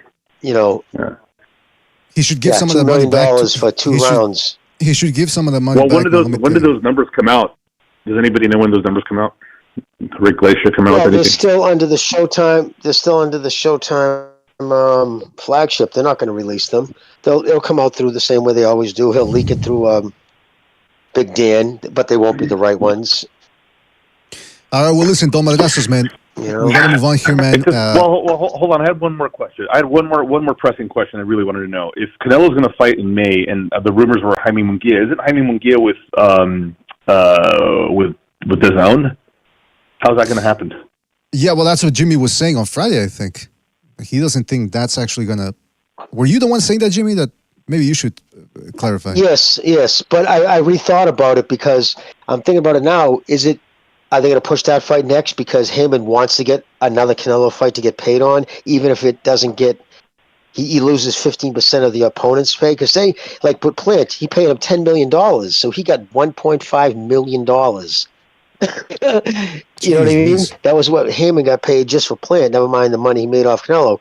But because they don't have anything to show fights on right now. Whereas if he was to fight Munguia, DAZN built in, and I don't think he's going to lose to Munguia. So then it doesn't. You don't have to worry about that. So it won't affect. If anything, it'll build up the Canelo fight. There you go, man. Well, listen, Don Mardassos, hopefully And that answers your question. Last question, and I'll take myself off the air, but last question, if you guys could answer it at some point, is Clarissa Shields on Suicide Watch? And I'll see you guys later. All right, well, shout out to Don Mardassos for his call. And apparently Clarissa Shields was rooting for Andrade. So I would expect her to be quite despondent and disappointed about the result last Saturday. But then again, she's the one that she said after the Inoue beat Fulton, she goes, wow, I didn't know he was that good. I'd only really seen highlights of the guy. So, I mean, one of the best fighters in the world, and she's only seen highlights of the guy. I don't know what to say about that. It's only her profession to know what's going on in the sport. Exactly. No big deal. Exactly. All right, let's get to another phone call here. Don't forget to hit the like, Is that what she said? Did she really say that? I've only seen highlights of him? That's what she tweeted that, yeah, after the fight, after the Fulton fight. All right, let's get to another he's phone one of those chinky chonky guys. Come on. Yeah, no, she didn't say that. Let's go to another phone call here. Let's go to 619. 619, you're on the air. 619, what's on your mind? Hey, what's happening, guys? Just calling in, just talk about the fights for Canelo and Benavidez, man. To all these people who say they know boxing, or I've been hearing them talk about the fight, how Benavidez, how he took like 4 rounds to start beating up on Andrade, man. Well, that's what you're supposed to do, man. You're supposed to study your opponent. The first round is the Spanish is what you call it, the round de estudio. That's what you want to do, is you want to figure out, try to box the guy for the first few rounds until you see that he's not a threat. Then that's what you do. That's what Benavidez did. So he did the right thing, because I've been hearing people say, "Oh man, why didn't he take him out right away? This and that." You think if he fights Canelo, he's gonna jump right on Canelo, man? He's gonna get knocked out. That's what you don't do when you're an experienced boxer. Remember what happened to Rayo Valenzuela versus De Los Santos? That's because he tried to jump on him right away, and he got his ass knocked out. So you better believe that when he fights Benavidez, he's going to have to go in there, because Canelo's a master boxer. So Canelo's going to try to place those accurate shots with Benavidez. So Benavidez can't go in there all like, haphazard, trying to take him out, because he can get, that's Canelo's best chance against Benavidez, to stave him off with those power shots. And I see, but first they have to figure out each other boxing wise. You see what I mean? Benavidez is not going to jump in there right away, trying to jump at him like if he was Gabriel. He's going to get put on his ass. So that's my take. And also Benavidez's best chance is the volume punching. From what we've seen, I think Canelo might have corrected his stamina problems when he went to train at Lake Tahoe. But, I could always see that rearing its ugly head coming back to haunt him against like a volume puncher like Benavidez. So, people, I mean, we already seen Canelo get beat, so he is beatable. It's not like people all of a sudden forget, like Canelo is beatable. And Bivol beat him, he outboxed him. Against the ropes, and he did a lot of those volume shots. So that's my take, man. And also, I see a lot of people, I don't know what's wrong with them. They're never happy. I saw Andrade, whatever, he quit on his stool, but we went up there guns blazing, man. He put up a fight, wherever he was smaller or he was outskilled, whatever. But you can't shit on him, man. The guy went in there to fight, man. And at the end of the day, when the fight is over, you got to give a fighter his respect, man. So yeah, I mean, I now don't I know, appreciate man. all these. Now I know, on a though. fighter before and after the. Now I know, Jose. I know Andrade has 2 good rounds in him, and after that, so now next time he fights, if I have to watch him fight, I won't be disappointed because I'll know what his ceiling is. That's 2 good rounds, and then that's it. He can call it quits. Well, yeah, but like I said, it also depends on the guy you got in front of you, man. But that's not what I was saying. It's not what the good runs. He went in there, whatever, if it was 2 rounds or whatever, he went there and tried, man. You can't blame a guy for trying. He lost. Isn't that why we watch the fights? I mean, he could have tried. At least he didn't pull a Shakur Stevens. He could have tried. Well, I mean, that's going way too far. But at least Caleb Plant tried harder. I know Kyron Davis tried harder. I know Ronald Ellis tried harder. Andrade, 2 good rounds. Well, that's what I'm saying. I'm not gonna be. I mean, it is what it is, man. I mean, you can't. I mean, the fights turn out how they turn out, man. I'm not even Benavidez knew how it was. Andrade knew what. I mean, he gave it all what he had, and that's what he had. So be it. I mean, that's what happened, man. But well, I agree. You can't say nothing about. Well, I agree. You can't say nothing about somebody, giving it their all, going in there and trying. But I can say something about someone sitting on their stool and quitting for $2 million because you took a couple of lumps to the head after 100 years of guys who come before you and what they've given to the sport. And what, you know what I mean? It just wasn't a good look. For all that shit he said, for all that shit he said for years. From what I can remember, yeah, I mean, it is what it is, man. I mean, the fight already happened, and poor guy, man, he got beat up, and I from what I saw, the fight, he did win it there to exchange, and I mean, they also say his corner wasn't of much help, or the referee. That's true. I mean, they weren't like much motivation either. That's true. The corner didn't. I'd like to see. I'm gonna try to re-listen to what the corner were telling him because I mean. Did they even have a plan B in there? I don't know, man. But anyway, listen, Jose, man, your point is well taken. Always appreciate your calls and call back next time, all right, man? Take it easy out there. Take it easy, Jose. I want to bring up a little bit about the race thing later. I've been hearing the shows, but I got something to say about the race thing. Sure. So I don't know. I'll probably call back later. All right. I got a few bones to pick. Fantastic. All right. Okay. Take it easy out there, Jose. Thank you for your call. All right. What were you going to say, Stu? Yeah, I was just going to say plan B was quit on the stall if plan A ain't working. That's the way it seemed like to me. Stu, my friend, how are you? How are you, my brother? It's good to see you, man. Good, not good to see you. Good to hear from you. What shall I say? Yeah, you too. I haven't heard from you in probably over a year. Yeah, I mean, it's a long holiday, wasn't it? It was a long holiday, but I'm here now, so. All right, welcome back, my friend. I thought Andrade, he did better than I thought he would, to be fair. I mean, he gave it a go. But I was expecting him to run for the hills and just try and survive. But he gave it a go. He stuck it on Benavidez, realised nothing was happening to Benavidez, and this guy was just too strong for him. And in the end, it's, like I said, plan B.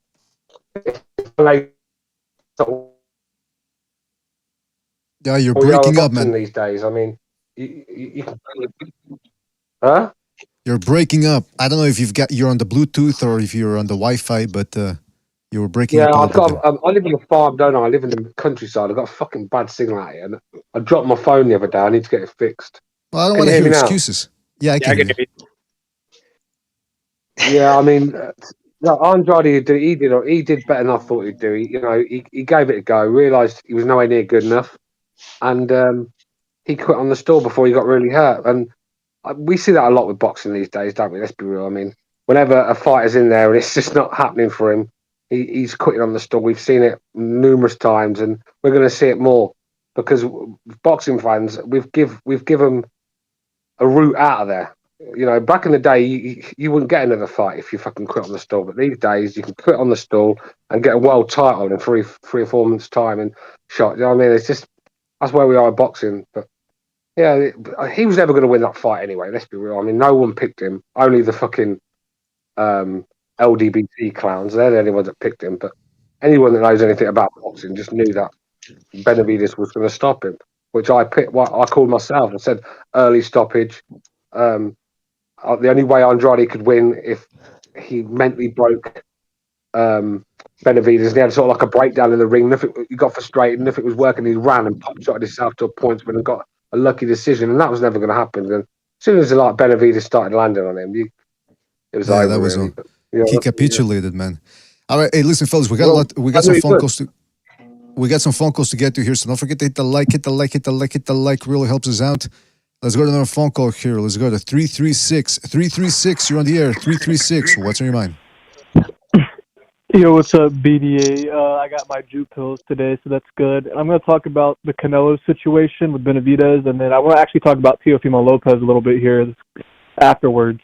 But with Canelo and Munguia, which I actually think will probably happen, I'm disappointed. As long as the fight happens in 2024, I'll be happy. But it's just like, I don't really want to see Canelo at this age in another showcase mismatch, which is what Munguia versus Canelo Alvarez is.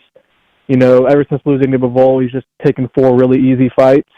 But as long as we get the Benavidez fight, that's cool. So since Benavidez doesn't get Canelo next, I want him to stay active. I don't want him to go up and wait and then come back down. So I don't want to see him fight. And besides, Bivol and Beterbiev need to fight anyways, and they need to unify. So I want to see Benavidez fight Mbili or Morel. Actually, preferably Morel, because the LDBC is really high on Morel. So I want to see another black hype job get lynched. And when it comes to Teofimo Lopez, I'm very frustrated with the fact that he's getting lowballed so much just because he's honest about how these Crips are so protected, in the sport and overpaid. You got guys like Terrence Crawford, albeit fun to watch, was very overpaid, had guaranteed fights or guaranteed purses of $3 or $4 million fighting mismatched no-hopers that no one was really interested in. And you got guys like Loma only made that kind of money in pay-per-views or against Teofimo Lopez in huge marquee fights. Teofimo Lopez only made $2 million fighting George Kambosos, which is about fair, I would say, right? But he made less than $2 million fighting Loma, and he made like a little bit more than $1 million fighting Josh Taylor. And he's getting guarantees against Ryan Garcia, which is another Latino. You have 2 Latinos so it's going to sell. It's just going to sell naturally. He's only getting a guarantee of $1.5 million. But you got guys like Shakira Stevenson fighting for vacant titles, getting guaranteed of $2 million, and he's a boring fucking black hype job. Devin Haney getting guarantees of $4 or $5 million to stink up the joint, not be spectacular, and it's just all because these promoters placate to these black guys. And you got guys like Tio, who's never lost Bob Era money, and he gets paid fucking peanuts if it's fucking bullshit. Well, I gotta intervene. There's no reason why you should. Good. I gotta interject. The guy could. Eddie Hearn tried doing. When he was promoting the Kambosos fight, and he said we did all we could, but we couldn't fill up the theater at Madison Square Garden. Not even the real Madison Square, the theater. Yeah, so Teofimo Lopez. But that was a mismatch though too, Tio. That's why he doesn't sell, man. No, well, hold on. When he fought, no one was interested in it. How about the Josh Taylor fight? That was supposed to be a mismatch. I mean, that was Taylor was the favorite. No, didn't it sell like 7,000 or 8,000 or whatever it was? I don't know, man. I don't know. He's just not getting pushed the way these black fighters are, man. And he's underpaid. Even if you want to say he should, because he was a challenger, right? Loma was the A side at that point when he fought Tio. So of course, Tio only made a little bit more than $1 million. With Josh Taylor was the champ. I get that, right? But Tio's known now. He is a 2-time lineal 2-weight champ. If he's fighting Ryan Garcia next, he shouldn't be getting guarantees of only $1.5 million as a champion. That's bullshit. Yeah. He should be getting at least a guarantee of $3 million. It's well, we'll see. I want to see him fight. I just want to see him get lowballed. We shall see. Indeed, man. But listen, we do have to move on to the phone calls here because we're getting a lot of them. But anything else you want to say before we move on? I just want to say I'm disappointed in Canelo, but yeah, we'll see what happens in 2024 with those two. I hope they fight, and hopefully Tio gets a big fight and gets paid what he deserves. All right. That's Dora. Shout out to Dora for calling in. Let's go to another phone call here. Not to waste time. Let's go to 209. 209, you're the air. 209. What's on your mind? Yo. What's up, 209? 209 in the building. I think Joe was the one who told me to. I think you and Joe told me to call back once Benavidez loses. I don't know if you stated that. Who is this? My prediction was stoppage Benavidez. Hold on. No one on here said that. Hold on. Who is this? I didn't catch that. That 209, remember? I'm on. You get but thousands of people calling. But Tattoo 209, I called. Joe was on the line. We were making fun of him because we're saying he was on meds or something. Oh, okay, right. Yeah, Joe hasn't been on since then. Anyways, I gotta.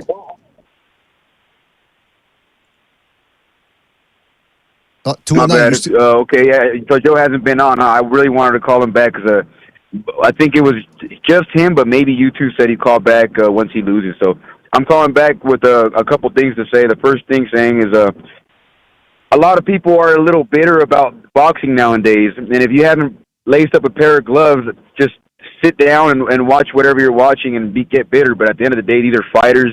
Andrade, I'm backing up on. Even though I made a prediction for Benavidez, I'm backing up Andrade because when you go in the ring, you got to have respect. Unless you're like kind of Shakur Stevenson and run around, which we didn't see Andrade do, not at all. You have to earn respect. In every form of life, you have to earn respect. Just because he puts a pair of gloves on, don't mean I've got to respect him. He's getting paid millions of dollars. Hold on, Stu, let the guy finish. Put on a Stu, show let the at guy least. finish. Stu, let the guy finish. Let the guy finish. We got a lot of calls here. Fighters are fighters, and we do not all fight, so they get more respect than the people just talking like us. I've fought in the street. I don't fight professionally. That means nothing. But caller. But what I'm really trying to get at, I'm just backing up all fighters, regardless of how much they're getting paid. It's a beautiful sport. We are in a new generation. With that being said, Canelo, I don't want to go ahead and say he's out. One of the callers said ever since B-Ball, he's been kind of just taking the easy fights. I don't really see Canelo winning unless he executes an excellent game plan to go to the body, because I don't think he's going to freaking knock out Benavidez, and if he can even reach him. For a second, excuse me, I think that Benavidez is now the new face of the super middleweight, the new 168, the face of it, because Canelo's out, and surprisingly, someone we were kind of alluding to race earlier.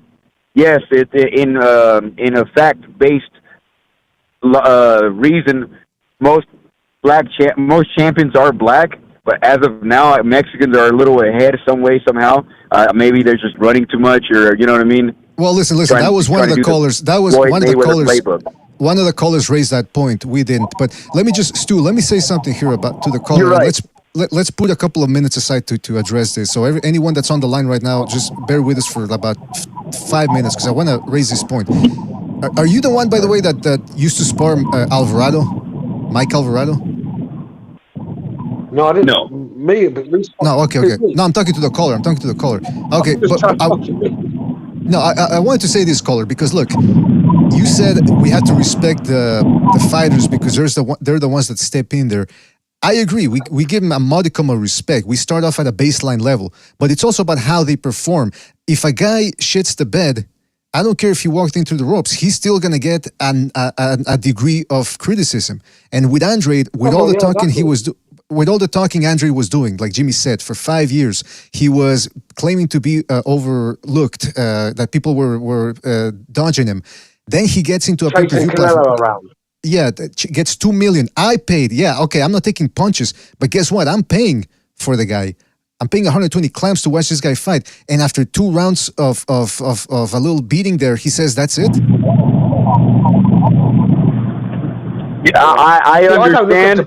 You were not in there. You don't know Benavidez' new game plan. He looks different. He moves different.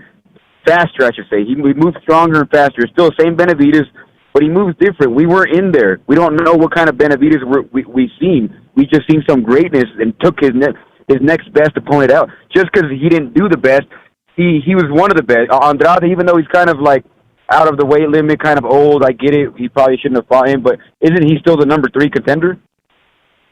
He was rated number 3 at super middleweight? The world we live in, bro. The world we live in. Any form of work, sport, if you don't perform at a high level and you go around telling the world for years that you are a high level, then we're coming at you. I don't look at boxers as special human beings. They're just human beings that can fight, and they make a lot of money doing it. I'm not going to sit quiet while some guy fucking quits on his stall when there's £3 million being paid to him. No, I don't buy that. You got it. Oh, you have to respect them because they're boxers. No, I don't. I don't have to respect any human being in this planet unless they fucking earn it from me. It's the same with me. Nobody respect me. I don't expect anyone to respect me. You got to earn it from the right people, because criticism isn't the same as real value and valor. I don't care what if I was in the army, I don't care who says anything. If I went to war and I didn't shoot nobody, who cares? I went to war. Respect the soldier. But that's the thing. He didn't go to war. The world don't work like that. What do you mean he didn't go to war? That analogy is a bit weird. No, but what I'm saying is, the fourth round, he got hit super hard on the temple. No, hold on. He didn't suffer 4 rounds of super tempo. It was 2 rounds. He got dropped at the end of the 4th, and then he took the 5th and the 6th, and that's how he was willing to go through. The first 3 rounds, he was okay. He was at his pace, his tempo. Until he got hurt, of course. He went to war. Yeah, that analogy is wrong. It's just a poor analogy. I mean, you can't say he wasn't trying. You can't say. I don't know. Maybe we should have 2 different opinions, but I respect the art end of and the actual soldier. But hold on, but you said he tried. Point and then no one will respond to you. The fact is, right, war's a bit different, bro. I mean, any soldier that goes to a war zone for peanuts and has bullets and bombs aimed at him, he's got my respect. But if a guy's getting $3 million to sit in there and fucking take a few shots and quit on the stool, it's no comparison. I don't even want to fucking hear that. We nonsense. all fight different kind of wars. Hey, by the way, caller, Stu said he only respects guys depending on what they do, but also I respect guys depending on the boxers in return to the respect they give us. In other words, you often hear a lot of boxers say the same thing. Oh, you guys never boxed before. You never been champions. Stay in your lane. I mean, if they don't respect us, why the fuck should I respect them? Just stay in your lane. But that's what they say. Hey, stop criticizing me. You don't know what you're talking about. We do know what we're talking about. And listen, Chiron Davis. I'm not saying you don't know what you're talking about. I didn't say you. I didn't say you. I said that the boxers. There are some boxers out there that once they get criticized, even if it's like you said, factual criticism, they can't take it and they start going, "Oh, you don't know what you're talking about. Stay in your lane." All I'm saying is, this dude got paid $2 million after bitching and moaning that he was being avoided by everybody. He's on pay-per-view. He forces guys like us to spend $120 on the pay-per-view. And then after 2 rounds, he says, oh, that's it. That's all I can do. This is the best I could do. Again, if you want to say that he gave it his all, I'm disappointed that 2 rounds was all he could give us. And it just goes to prove that the guy was overrated, horribly overrated. And I get the right to say that as a consumer. This is why he can quit on his stall, because he's got guys like this caller sitting there willing to fucking back him. He may have say what a great hero he is for fucking lasting 2 rounds. Get out of here, man.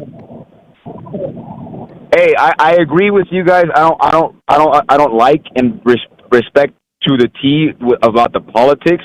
They had to build someone up for Benavidez, and at the end of the day, I'm pretty sure Andrade is number 3. He was number 3 at the super middleweight, at least not in the rankings that I was looking at. Ring TV.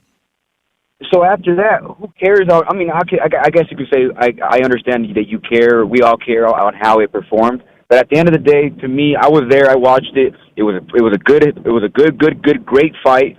I think Andrade gave it his all, but I don't think he was anywhere near the level of a huge big boy like Benavidez. I agree. Didn't Andrade move up in weight? And this is his second fight. Now, see, I agree with that. All I'm saying is he didn't give it his all, and if that was his all, and he's old. But yeah, okay, I agree with that. But that's what I'm saying is if indeed that was his all, then it just proves how overrated he was. But I will say one last thing, caller. You'll never who rated him. Right. But one last thing, you won't hear us criticize a guy and calling him trash, bum, blah blah blah, unless it's actually deserved, unless he really fights in a horrible manner. Other than that, I do respect guys. Didn't you say? Yeah. Didn't you say that he didn't give us a good? He only gave us 2-3 good rounds. Like I understand, brother, and I respect your opinion, but at the end of the day, we did not go to war. Well, I mean, you know what I'm saying? We don't know. Have you ever been hit in the head where you got a concussion? Of course. What do you think? Why do you think I slur my words? You know what I'm saying? You don't want to I don't know. Well, listen, but caller, my point is this. When you compare it to Chiron Davis, Caleb Plant, Ronald Ellis, Porky Medina, all those guys performing better than Andrade, then we're getting to the conclusion pay me that and I'll let Didn't we pay see a me different £2 million Benavidez? and I'll let Deontay Wilder hit me clean on the fucking chin. Pay me for $2 million, I'll let Wilder hit me clean. If I wake up, I enjoy my money. If I don't, I don't. At the end of the day, yeah, fucking right, I've been punched in the face. Obviously not so as hard as Benavidez, but for £2 million, I'd let Wilder hit me clean. How about that? well, listen. We got to move on here. I We gotta move on, understand. It just sounds bitter. It sounds like bitterness. well, don't we have Love the the right to sport. say? We got a great fight. We got a great fight. Benavidez is still active. He's still going to the top. He did better than I thought he would. I'm not bitter. I thought he'd get knocked out even earlier. He did better than I thought he would. I thought he'd go there, stink the joint out, run like a coward. He'd give it a go. He weren't good enough, so he quit on the stall. Plan B, So hold on. Plan A Again, didn't work. Stu, I gotta interrupt. So, caller, you're saying that no matter what a fighter does in there, if he goes in there one round, barely gets hit and gets dropped and calls it quits, we're not supposed to be bitter. We're just supposed to say, man, respect to that guy for sticking to the ropes. I cannot agree with you saying barely gets hit and dropped. He got rocked. His world got rocked. You missed it was the beginning of the end. Listen to what I'm saying, because you said we're being bitter. So no matter what a boxer does, you will never not be being bitter. bitter. Sounds bitter. Okay, well, I mean, you're trying to insinuate that we're being bitter. My thing is this: if a fighter goes in there, sounding, I don't know how you feel. Well, is it ever? What I'm trying to get at is it? Hold on, Sue. Is it ever okay to criticize a fighter's performance? That's what I'm asking you, caller. Sure, but when you start trashing them like they're just trash, they're bums. It sounds funny.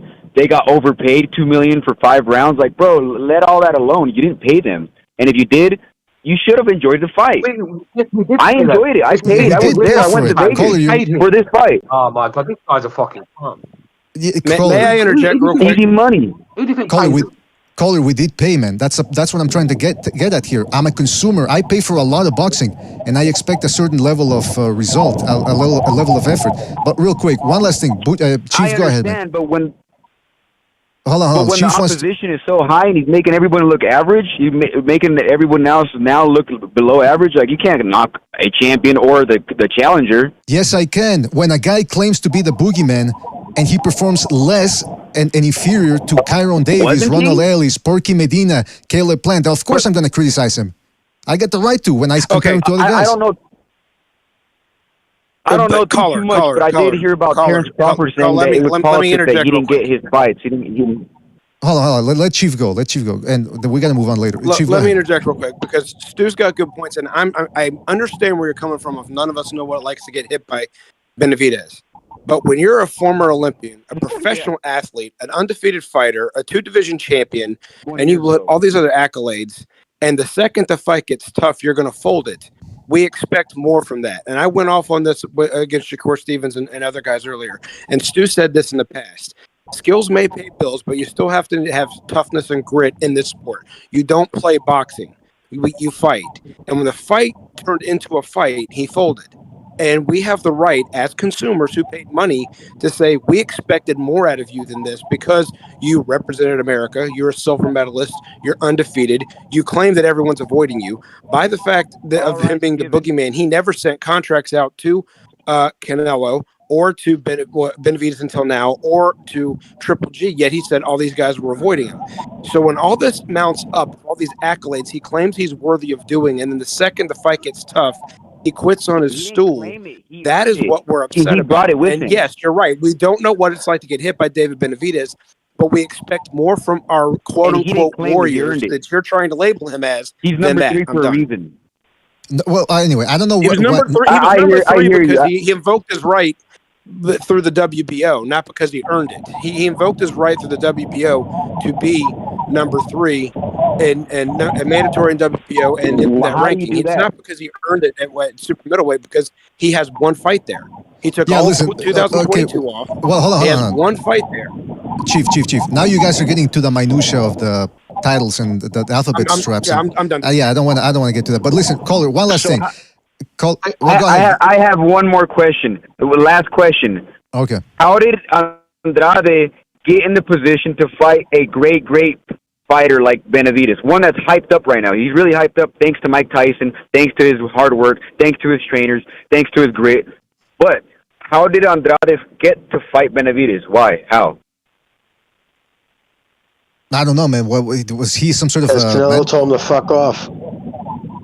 Yeah. Is that it? This was the second fight For without one, him he's been in the sport.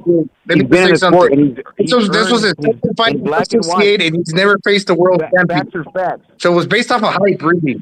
Okay, but hold on. But hold on. Okay, now caller, now you're saying that other people respected him. Okay, he could have had all the respect in the world beforehand, but I'm criticizing the way he fought, and I'm backing it up with statements here and in the way he fought. So I don't really care what people said about him beforehand. It's about how he performed. He performed in less impressive fashion than Kyron Davis and all those other guys. I get it. I just really love the sport, and any man that goes in there and fucking tries, and I don't care if they quit, because at the end of the day, it's health. You know what I mean? Health is wealth. 2 million, 3 million, who cares? But if you go in there and I think he gave it his all. He was just really hurt and tired. He's old. Well, would you rather see him get knocked out? Probably so. Me too, probably. But at the end of the day, it didn't happen, and boxing goes on. Well, that's the thing, though. What's next? I gotta hold these guys to a high standard, because if not, the sport goes down the drain. People always complain about, boxing ain't what it used to be. That's partially that's our responsibility. It's a new generation. No, Nobody but that's wants our to get hit no responsibility. more. But that's what I'm saying. We gotta keep it real on these guys. If we treat them the way you're saying, which is, well, we gotta respect everybody because getting in between the ropes, these guys are gonna say, they're gonna respect us anyway. We can fight however we want. They don't gotta make money off you.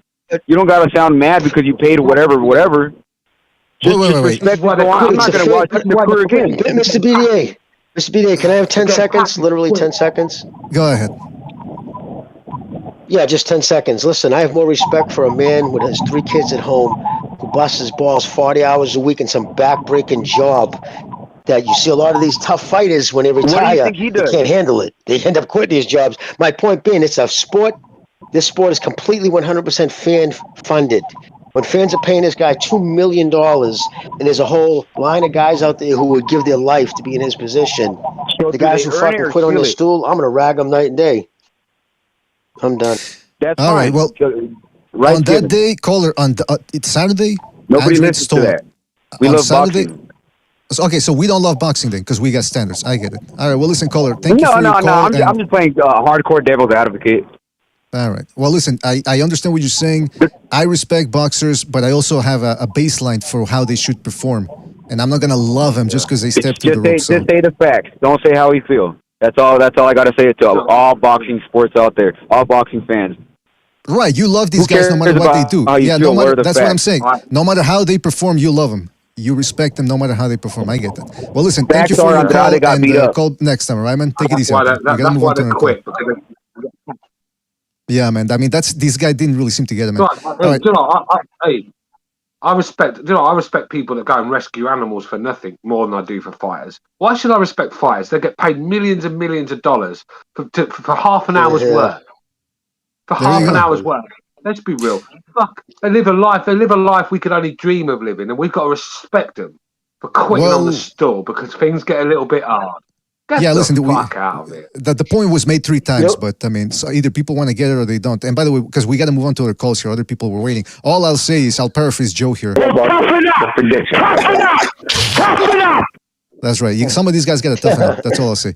All right, let's go to another phone call here. Let's go to. Don't forget to hit the like, fellas. Yes. No, I was just saying, Mickey used to get guys now from the gym, professional boxers, weren't making a lot of money, and they go work for him at Rhodes, laying down cement.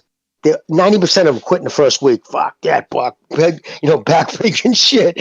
And like Mickey used to tell the guys he work with, you guys, man, we work harder here. Like it's, you know what I mean? Yes, they get punched in the face, but again, the blue collar, and like Stu said, guys who rescue animals for free, or guys who fight for their country, I have more respect for. But anyways, I just want to add that. We got to get to. I appreciate that, Jimmy. Yeah, there you go. Okay, but let's get to a couple of calls here and try to get to them quickly. That way we can continue on here. But let's go. Hey, don't forget to hit the like. It really helps us out. All right, fellas, hit the like. Otherwise, no more calls. How about that? Let's go to 323. 323, you're on the air. 323. What's on your mind? Yeah, what up, man? How y'all doing? Oh, come on. No. Oh, what's up, man? Yeah, I'm just hold on. Yeah, every time I call in here, it's the same shit with the JDA dude talking shit about the black man. You know what I'm saying? Well, why didn't he keep the same energy when Ryan Garcia took the knee and shit against Tank Davis, huh? He did. He criticized Ryan Garcia. He did criticize Ryan Garcia. Whoa. I don't care if your family been in the boxing business for 100 years, boy. Just because you got cousins playing in the Golden Glove, you think you're some sort of boxing expert or something? I'm gonna defend Joe here. He did criticize Garcia. He called him a pussy for taking that knee. I think. Well, I'm paraphrasing, but I know he criticized him for it. So that we got to stop that right there, man. Right in his tracks.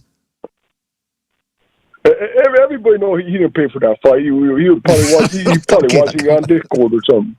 All right. He probably watching it on Discord. We got a lot of phone calls here, man. Anything else you want to say before we move on? All right, man. Holla up here. Hey, by the way, one more thing in here. One more thing. I want to give a shout out to all the transsexuals at the tavern, especially Matt Chat. He's the biggest one of them all. Come on, man. I like Matt Chad. I'm not going to stand for that. Even if there are transsexuals there. I mean, he lets everybody in. Well, shout out to the caller. Yeah, I'm going to stand for that. Shout out to Matt Chad, the Matt Chatter, as I like to call him. Let's go to another phone call here. Let's go to 585. 585, you're on the air. 585, what's on your mind?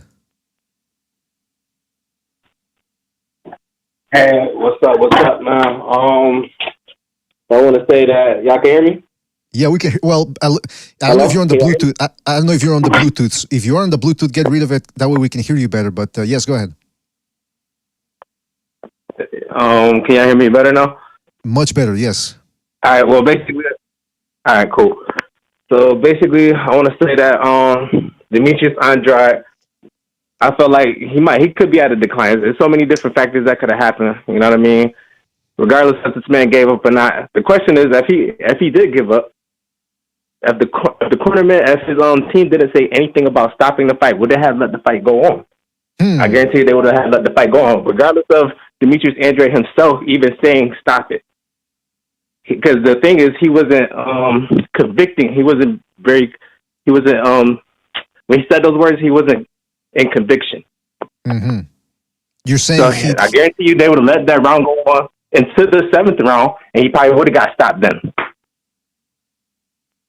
You know what? We can only. Do y'all think that would have happened?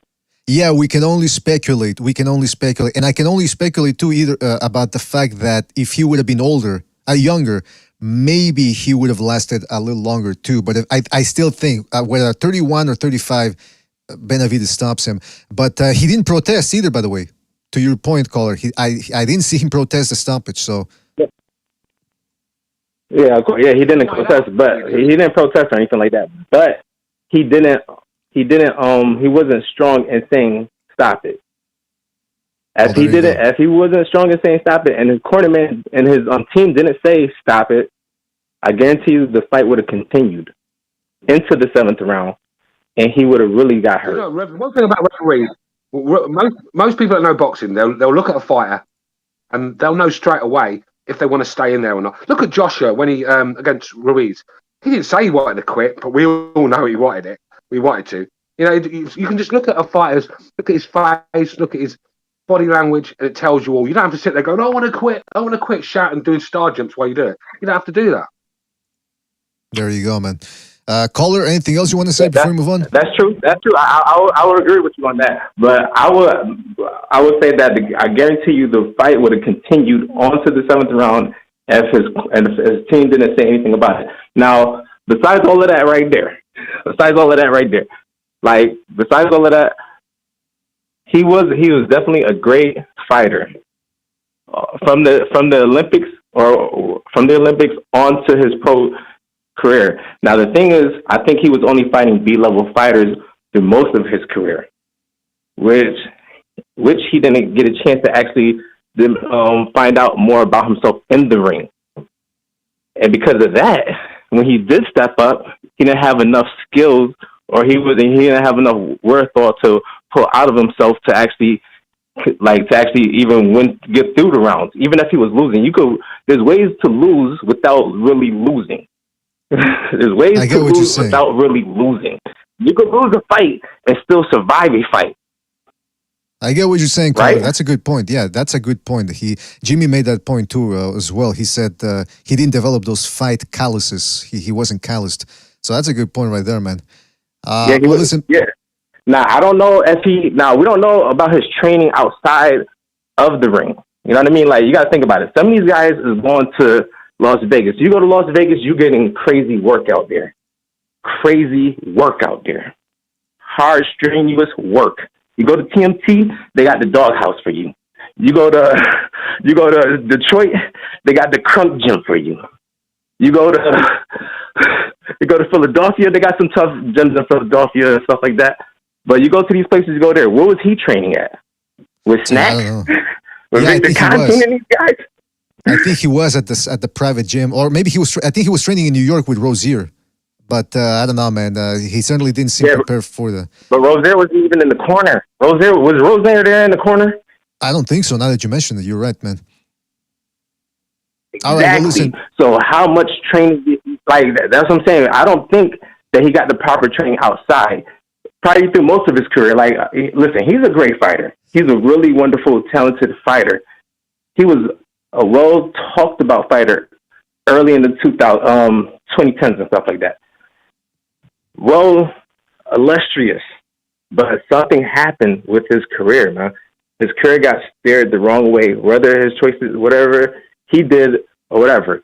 Well, but the thing is that he did. I mean, that's a long story too. The thing is that when he did try to, the thing is he got paid a lot of money. He got paid a lot of money, and the thing is he was trying to keep up with that kind of money, I believe, and that's what probably tanked his career basically and kept him on the B-level, fighter level rating. Right. Like even though he was basically A level, he was staying on the B level circuit. Well, listen, man. And when he does get a chance, that's a long story there. Up, yeah, he like Jimmy said, he didn't have those fight calluses, man. But so that's what happened to him. That's a long story too. That could take us years to go through for what he did wrong. But anyway, listen, caller, good points. We got to move on, but good points, and call back next time, right, man? Take it easy out there. Thank you.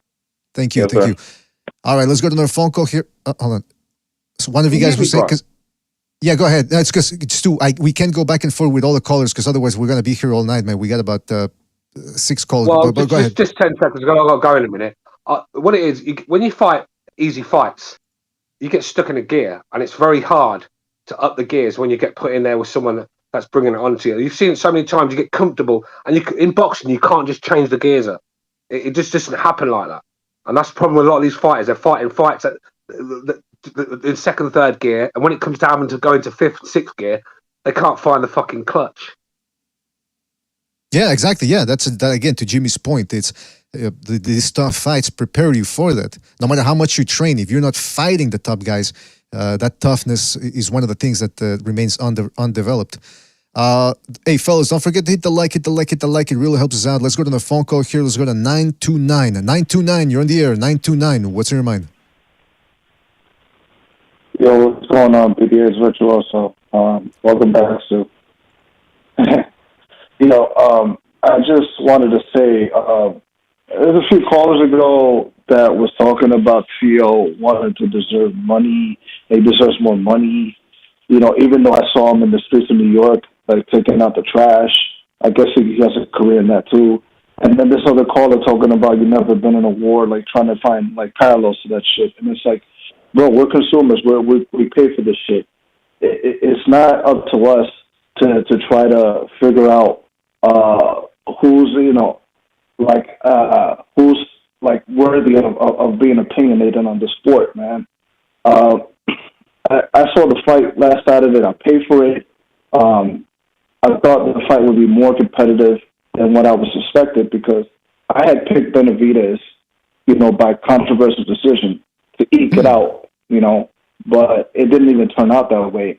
And it goes back to Andre that what we thought about him, what was going to happen to him he was going to be found out eventually because we've all been saying that this guy tires out down the stretch, and he hasn't faced a lot of punchers in his career. Those things of that nature can really work against you, and some may look at it as systemic because what I've been talking about these other people that's called into your show is that we don't have any fans anymore. We more have boxing sims. You know what I mean? Like we have managers now that know what's best for the fighter, that doesn't want to be critical of the fighter, but things need to be said because like Andre has been fighting down to his competition for as long as I can remember, man. Ever since 154.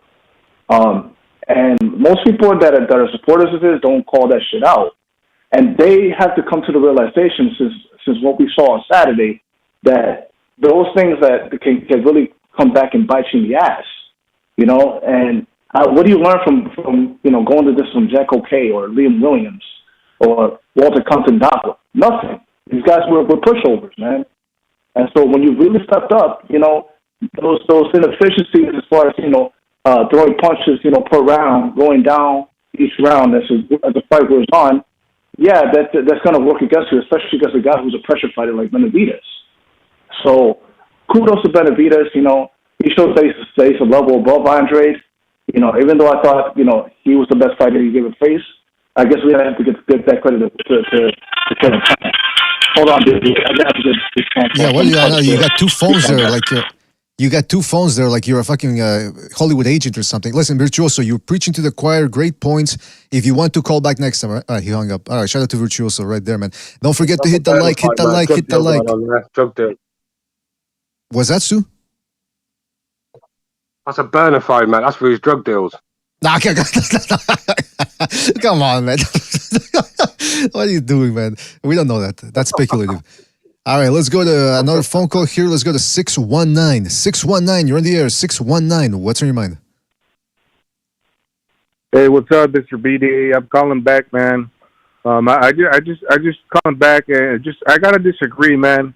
Are you aware of the terms that there's variables and things don't happen in a vacuum?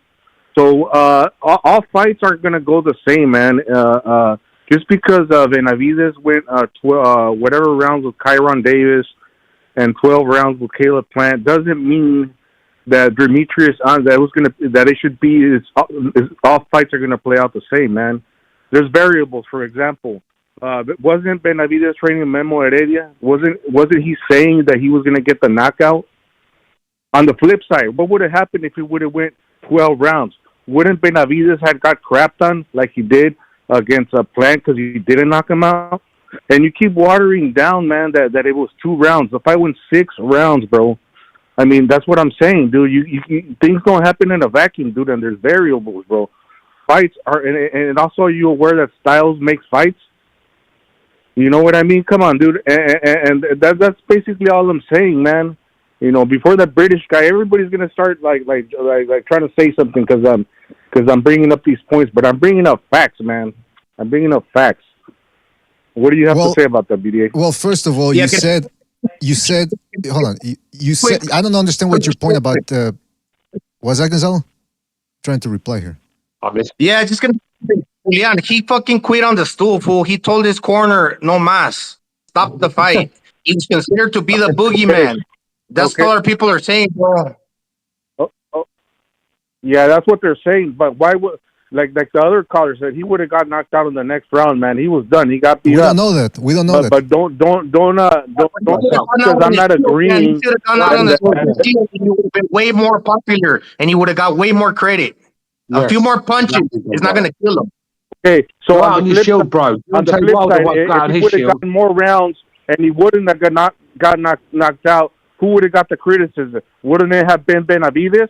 Wasn't he training for the knockout? Didn't he himself say he needed the knockout? Jose, that's not a good argument because we're not arguing whether Benavidez would have gotten credit or not. We're arguing the fact that Andrade decided to call it. And yes, it was only 2 rounds because, like I said, the first 4 rounds, nothing happened. It was at the end of the 4th. That's when he got dropped. And then that 5th and 6th, that's when he started taking a bit of a beating. Up until then, everything was hunky-dory. So he took 2 rounds, 2 hard rounds, and there was enough. Hold on. Okay, first of all, I gotta tell the people on the Discord. That British guy keeps jumping in every time. Hold on. Okay, well, let me explain. Let me explain.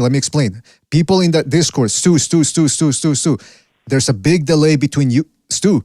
There's a big delay between you guys and the people on the phone. So if you start talking, he's only going to hear you 2 seconds after you talk. So he could be talking, and that means he won't listen to you until you. Well, right. So let me say this. He robbed Benavidez of a KO win. That's what I'm saying. Jose, I get your point. I get what your point that yes, not everything is equal. For example, Israel Vasquez, when he fought Rafael Marquez in the first fight, his nose was shattered. It was a bag of bones. So I understand he called it quits. He tried. He drawed Marquez. He really went to war. But then at some point he said, I can't keep taking these bumps with this fucked up nose. I understand. And then he came back in the rematch and he showed that he had balls. But Demetrius Andrade was a guy that we never actually saw him show that many balls. And then on top of that, with all the talking he was doing, getting paid $2 million for this fight on a pay-per-view platform where we, the consumers, who have a right to complain, by the way, and criticize a fighter, shelled up 120 clams to watch this fight. Of course we're going to criticize the guy. Let me add this, man. Fights, are you suggesting that fights need to be scripted, or their fights are scripted? If the fights play out how they play out, it's because that's the way they play out. Are you aware that there are such things as first-round knockouts, second-round knockouts? What would have happened if he would have got knocked out in the second round? What would have happened? I don't know what would have. I don't know what would have happened. I'll tell you what. I'll tell you what happened, Jose. I'll tell you. You're giving me a lot of hypotheticals. I'll tell you what happened. This guy took 2 rounds of punishment, and that was enough for him to call it quits. That's what I'm complaining about. You're giving me hypotheticals. What if Jesus flies into the ring with Moses and they start giving Demetrius Andrade powers? I don't know. I don't know what would have happened then. I know the guy quit after 2 rounds of punishment. That's what I know. It was a knockout, man. You could say he quit. He got knocked out. He was done. If they would have let him out for the next round, he already had been knocked down. He was already punished. He got exhausted from throwing. He was basically knocked out, man. That's your opinion. You want to that's say your, he quit that's your opinion. That's your opinion. My opinion is the guy got. The guy took 2 rounds of punishment, and that was it. That's his level. That's Demetrius Andrade for you. He took 2 tough rounds, and that was enough to call it quits. I didn't see Kyron Davis do that. I didn't see Ronald Ellis do that. I didn't see Porky Medina do that. I didn't see Caleb Platt, like Bucho saying in the chat, se rajó. The guy fucking called it quits. No tiene huevos. Can I say something, BDA, to my brother? You're throwing up more on your shield for Demetrius Andrade than Demetrius Andrade could have done for himself by stepping out for the 7th round and got out on the shield for himself. We're backing. Some people are backing him up more and putting up with what he had us like for many years. It was his time to go out on the fucking shield. That's all, man. All right. Well, listen, Jose. We're going What difference does it make? He was already going to go out on the shield or not. What outcome does that change in the fight? Benavidez beat him up. He was going to win. He won. He knocked him out. Whatever. He got a knockout on the stool. How does that alter the results of the fight? What I'm saying is, I'm going to agree with the other caller. You guys aren't the fighters. We're not the fighters. You guys aren't getting punched in the head. There's plenty of other fighters. Andrade is not the first guy or the last that's not going to come out of the stool because he's done. You have to go. Are you agreeing with me on that or not, man? No, I completely disagree with you. I completely disagree with the term. Things do not happen in a vacuum. There's variables. Styles make fights. There are. Well, you know what? Speaking of vacuums, I wish we had. Speaking of vacuums, I wish we had a giant vacuum so we could vacuum Andrade out of boxing. Because we can't sweep him under the rug. We've tried. Now we got to vacuum him out. We got to use the fucking shampoo to get that stain of boxing. He got knocked out. And I love David Benavidez for. I love David Benavidez for that. I love David Benavidez for giving that guy a beating. I just wish it would have gone on longer, man. That way it would have been worth the pay-per-view price. How about this, man? On the flip side, what if Benavidez wouldn't have knocked him out? Didn't he say he needed the knockout? What if? Again, the what if? What if? You can't have it both ways, man. What if? You wanted both ways. You wanted both ways, Jose. You wanted both ways with the what ifs. Well, what if this? What if that? What if Muhammad goes into the ring? What if the Buddha returns? No, there is no what if. Whatever happened, happened. It's on tape. You're the one that wants the what if because you want him to go the same rounds that Kyron Davis did or that Plant did. I mean, I'm just saying, all those guys, all I'm saying is we got about 6 guys. I'm just saying that we got about 6 guys who performed way better than Demetrius Andrade, the supposed boogeyman. That's all I'm saying. Anyway, listen, I get your point, Jose. This is a boxing platform where we're discussing, so no bad blood. I mean, I understand your point. I just disagree. So call back next time, Raymond. No bad blood at all. And the fact of the matter is, Benavidez is a bigger guy. He is a bigger guy.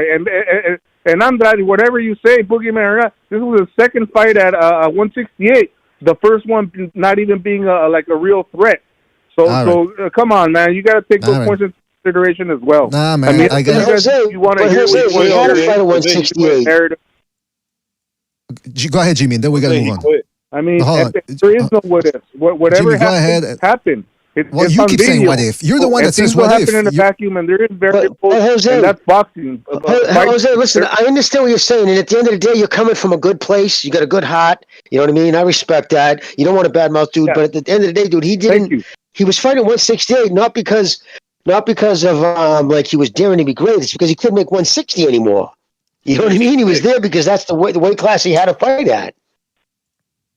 Anyway, listen, we got to move on here. We got to move on. Jose, yeah, I'm just saying, man, we can't always have the scripted results that we want. We're not happy that he didn't last more rounds. We're not happy that he got KO'd. We're not happy that Benavidez went 12 rounds with plans. So, I mean, you can't always have it your way, man. This ain't Burger King, homie. Well, now, you know what? That's at least now I know that with Demetrius Andrade, so that way I don't have to pay for him again. That's a great point right there. All right, Jose, thank you for your call, and call back next time, Raymond. Take it easy out there. All right, that was Jose right there. Hey, man, this subject is really something that we should devote just one episode to, because I got to tell you, man, I don't understand how some boxing fans just let these things go, man. I think that this dissipates and dilutes boxing. I think that's what it does. It dilutes the quality of fights. We're not allowed to moan about anything anymore. We're not allowed to criticize the fight. We're just going to. I think he just ultimately wants to be the contrarian. I know. Well, but anyways, that's the you know him better than us, man. But anyway, we got to get to some more phone calls here, man. We're overloaded here. Let's go to 410. 410, you on the air? 410. What's on your mind?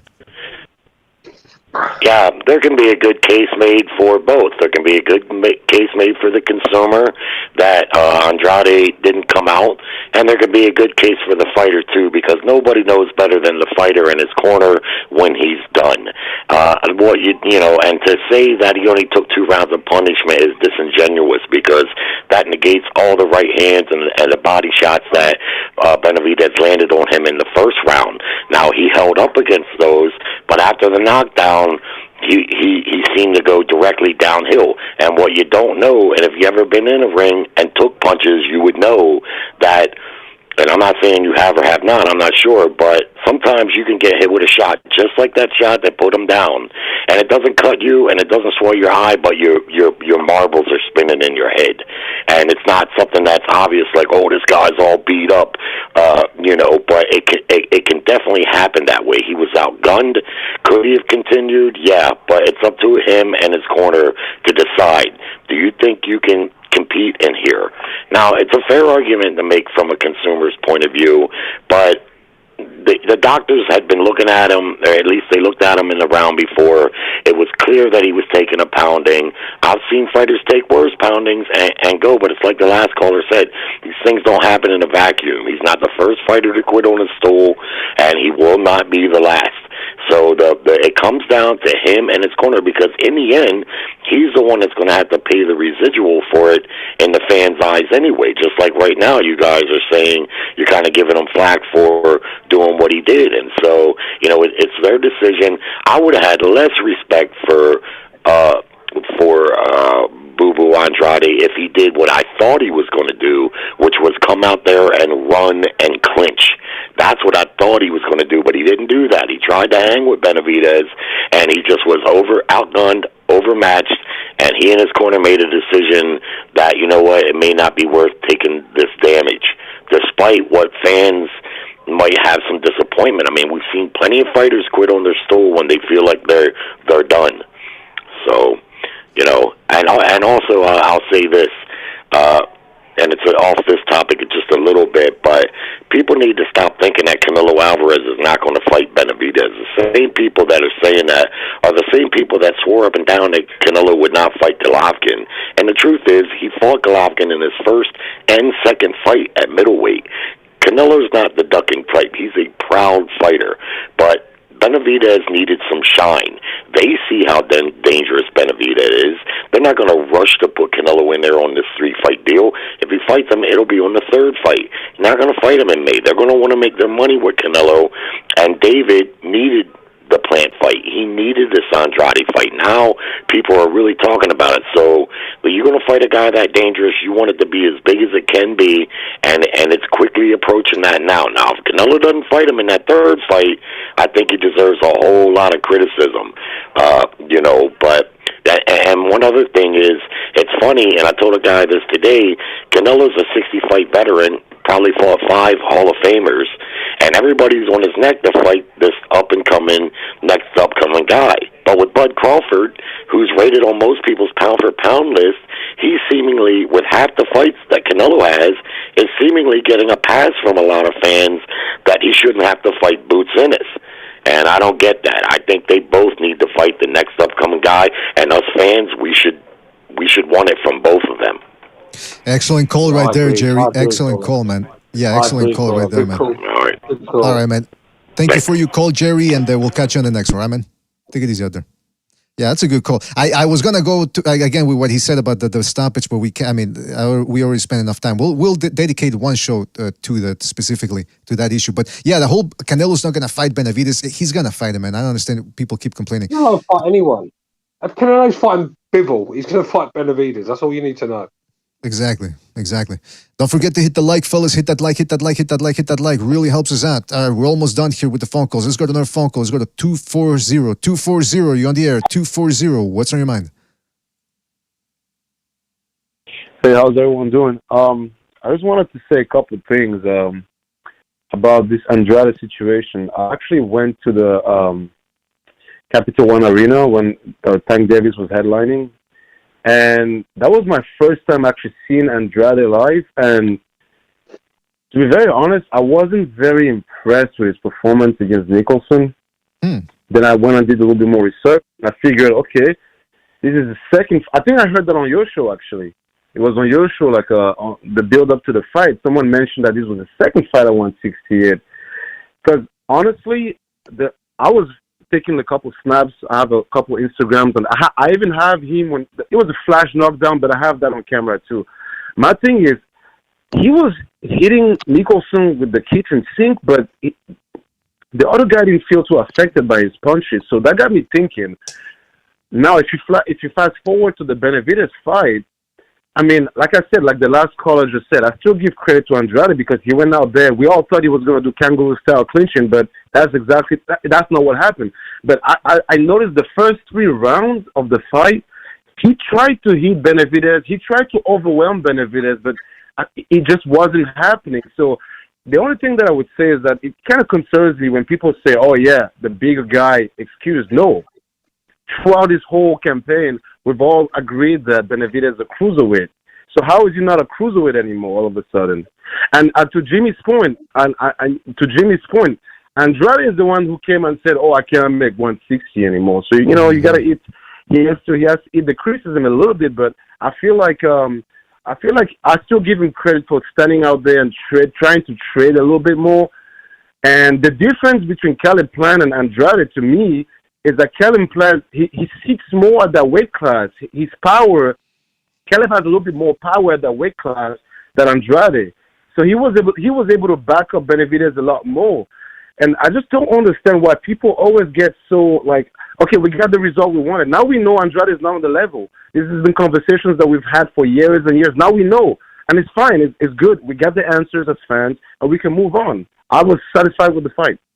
There you go, man. Hey, and I'm glad you said that you were at that that you saw the Demond Nicholson fight live, because that was a fight that let a lot of people know that this guy Andrade, he's good, but he's not what some people were making out to be. So shout out to you, caller. Thank you for your call, and call back next time, all right, man?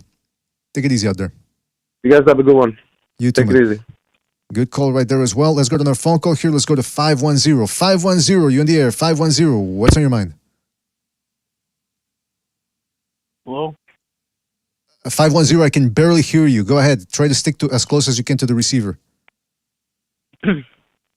Yeah, what's up, Jimmy? What's up, up, Pete? Shout out. What's up, BDA? What's up, man? What's up? I just wanted to call back in about the. What's up, man? And what's up, British guy? I don't know your name. Stu. Yeah, the fight.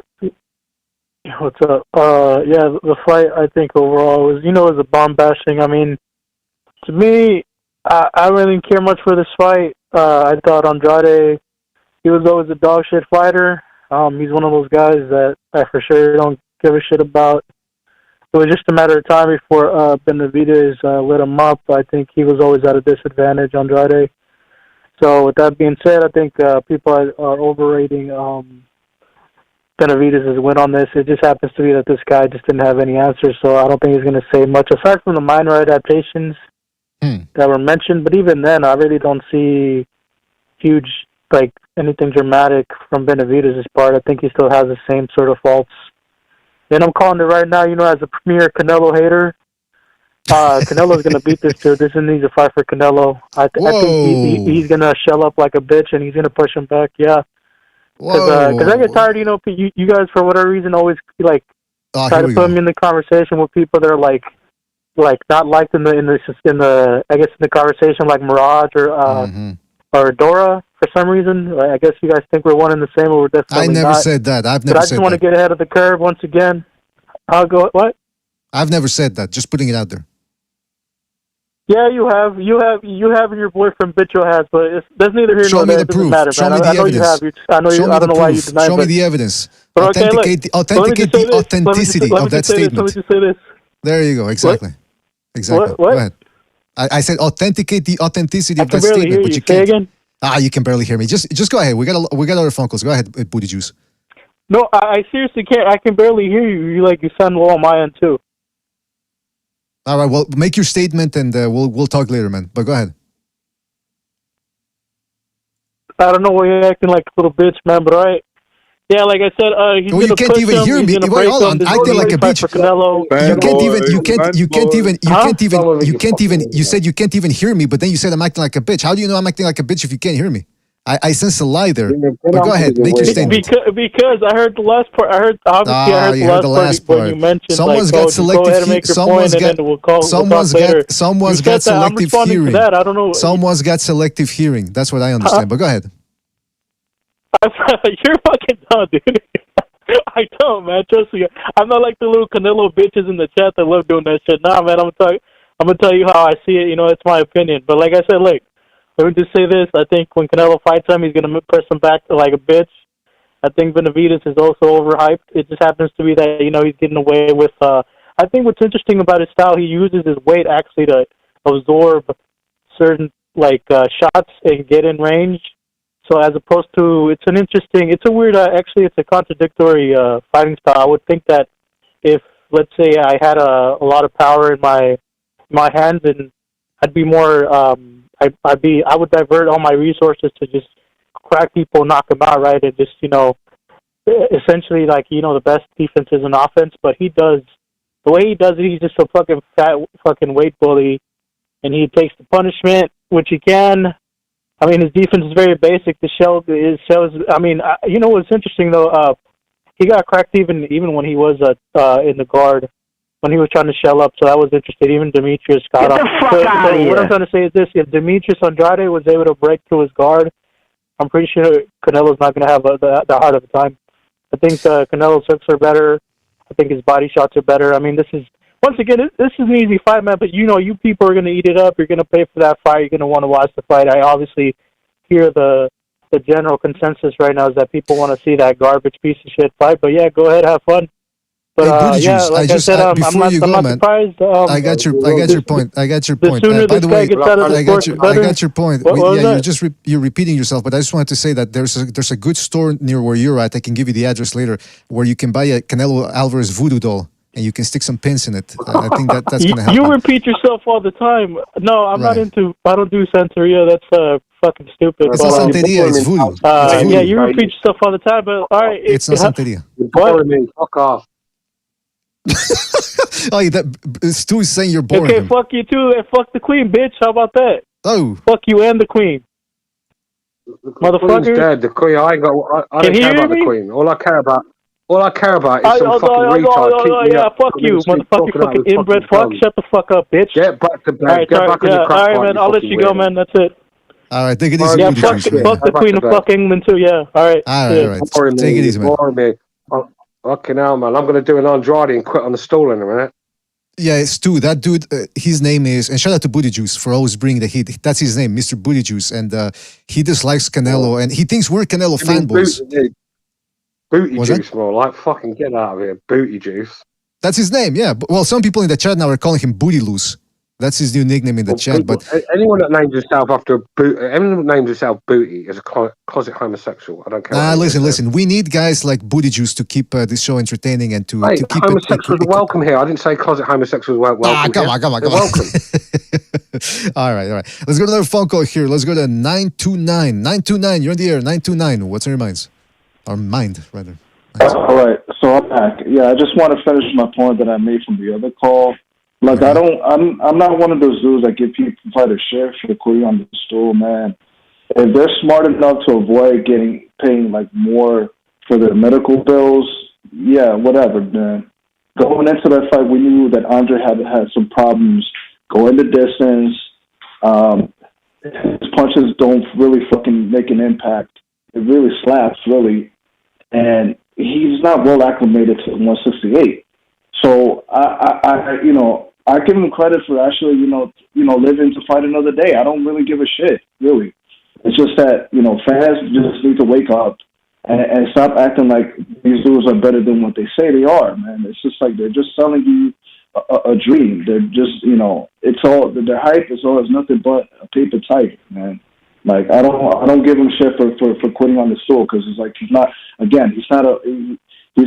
even been on that weight, for that long, for really to get used to throwing punches and really landing on people, because most of the time he's fought smaller guys. And then you run into a Benavidez who's used to fighting guys, his size, or smaller, and he fucking fucks him up.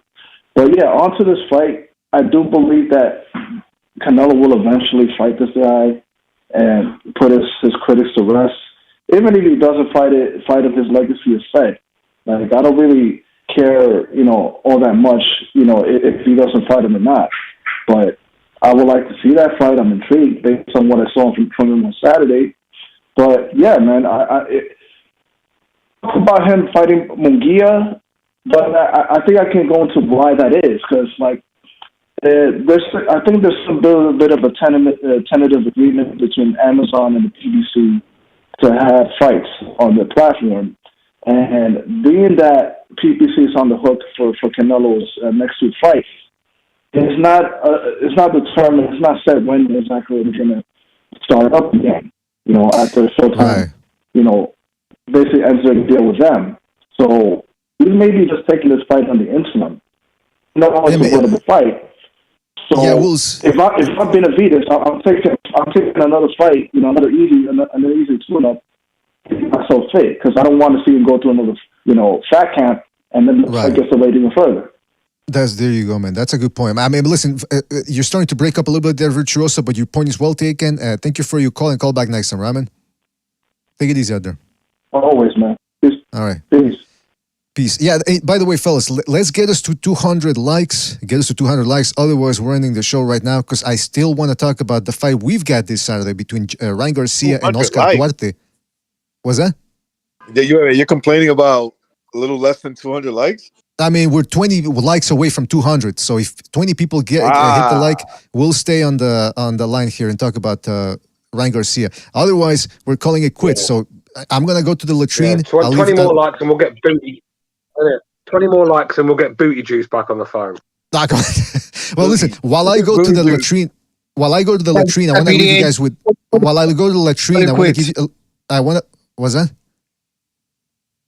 You can't call it quits. In the spirit of keeping it a hundo with Benavidez and Andrade. There you go. Well, I mean, Andre, I want to hear more people use the word. I want to hear more people use the word exposed, because that's what they say about Lomachenko, right? He loses close decisions. They say he's exposed. How come Andre quits after two rough rounds and nobody said? All they say is he dared to be great. I want to hear the word exposed for this guy. Let's keep it a buck, as they say in the streets. But in the meantime, I want to leave you guys with this while I go to the latrine. Jermall Charlo who had a comeback win after more than 2 years out of the ring, he had this to say. He said to Canelo, "Pick me. No, y'all seen him fight my brother. I'm a whole different twin." What do you think about Jermell Charlo, and is he still a little bit out of it mentally after 2 years out of the ring? They were deluded at each other. Deluded, just like the other one. Canelo beats both of them up on the same night. Come on, man.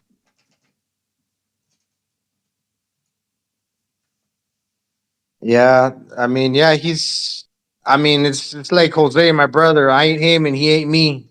But I think these guys I'm fraternal. So I was born in the womb and like in a different bag. I'm 20 minutes older than my brother. These dudes are 1 minute apart. They're identical. So these motherfuckers are like the same, like Siamese cats. When it comes to their boxing skills, they're exactly the same. There's nothing apart. They're both fucking like they're both the same fighters basically. Charlo can get rid of a 147 guy the other night. Do you honestly think he's going to fucking hurt Canelo, who's got a granite chin, who can fight at 175 if he wants to? These Charlos they want their payday so they can get out of the sport. Like I said, all these guys, mate, they all want their pay. Andrade, he begged for his, he got his wish. Charlo got his wish. The other one got his wish, and now the big one who's fighting a 147 guy, fucking goes toe to toe with him all night. Couldn't get him out of there. Yeah, he's going to do something to Canelo Alvarez. Fucking the delusion is high a lot. Jose Benavidez was piecing him up worse than Montiel was. It's just Jose didn't have the firepower to fuck with them because he was bigger. He weighed 163, I believe, or 165. Jose naturally at 154. I was embarrassed for Charlie. I was actually embarrassed for the guy, watching him in there going toe to toe with a guy who's got no business in there with him when it comes to size, and he couldn't put a mark on him. All right, he was stunning him now and then, but this Benavidez put a really good fight up. I thought that fight should have gone 4 or 5 rounds. Any top guy who's like 3 divisions bigger than a guy that's not even the best in his division, that should be an easy night's work. But Charlo made hard work of that, and then he thinks that performance gets him a fight against Canelo. I'll tell you what, after that performance, put him in there with Andrade. See which one quits first.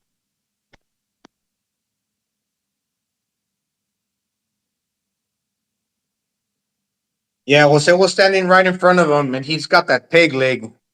He's probably adjusted, but yeah, he was smaller, man. He was still giddy until the end.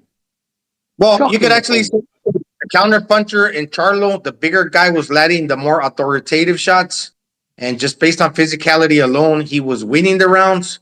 But it was still a dogfight, and people are just giving him way extra credit, saying he didn't look rusty. He was catching a lot of shots. Put him there against a bigger puncher and a bigger guy, he gets pieced up, and that makes a difference. Yeah, well, this is it. I mean, that's what was keeping Benavidez off him. Just that bit more size, bit more power. That's if Benavidez was the same size as Charlo, I think he could have got the nod. He was getting stunned in his tracks, sort of thing, and then he was having to regroup. And Charlo was landing some decent shots, but Benavidez put on a good show. I mean, I can't say anything bad about Benavidez. He's in there against a guy far bigger than him. Everything's against him, and I thought he put a brilliant show on. That's what I don't mind respecting guys like that. These fucking clowns want us to respect Andrade, who gets £2 million, $2 million, whatever it is, to fight a guy, and as soon as it gets a bit tough in there, he's fucking waving the white flag, isn't he? Get out of here, man. I mean, if you want to show respect to a fighter that night, then show it to Benavidez Jr. The guy fucking went in there and give it his all. Yeah, Jose Benavidez was nowhere near 2 million. I know that. The difference was the size, because when Jose was landing, he was not moving. He was not visibly shaking Charlo. Yeah. But when Charlo landed, obviously being the bigger man, he was pushing the smaller man back with his punches. He was actually shaking him up to his foundation. Yeah. I use an analogy a lot of times. If you grab 2 stones, or like maybe say call it 2 marbles, and you play marbles, yeah, and they come against each other. There's a reason. Slightly bigger object. Guess which one is going to push which one back? The bigger one's going to push the smaller object out of the way. And when it comes to punching, if you're the bigger dude and you're punching the slightly smaller man, you're going to fucking push him back far easier and greater than you are in the smaller guy. There's a reason we have weight divisions in boxing. I mean, some divisions are only £5 difference. Now, but that don't sound a lot to us on the street. We can go to the toilet and lose £5, but in a boxing ring, £5 it makes a lot of fucking difference. When you're in there with a guy in the pocket and it's getting rough and tough in there, that's when the strength comes in. You know what I mean? And the size comes in, and that's why we have weight divisions. Otherwise, we wouldn't have all these weight divisions. And you know what? He needed that type of tune-up after 2 years away. Because, I mean, the Charlo that used to fight in 2018, 2017, he would have knocked that guy's spark out because of the size difference and the quality difference. But he needed that type of fight, man, because you could tell he was rusty around the edges.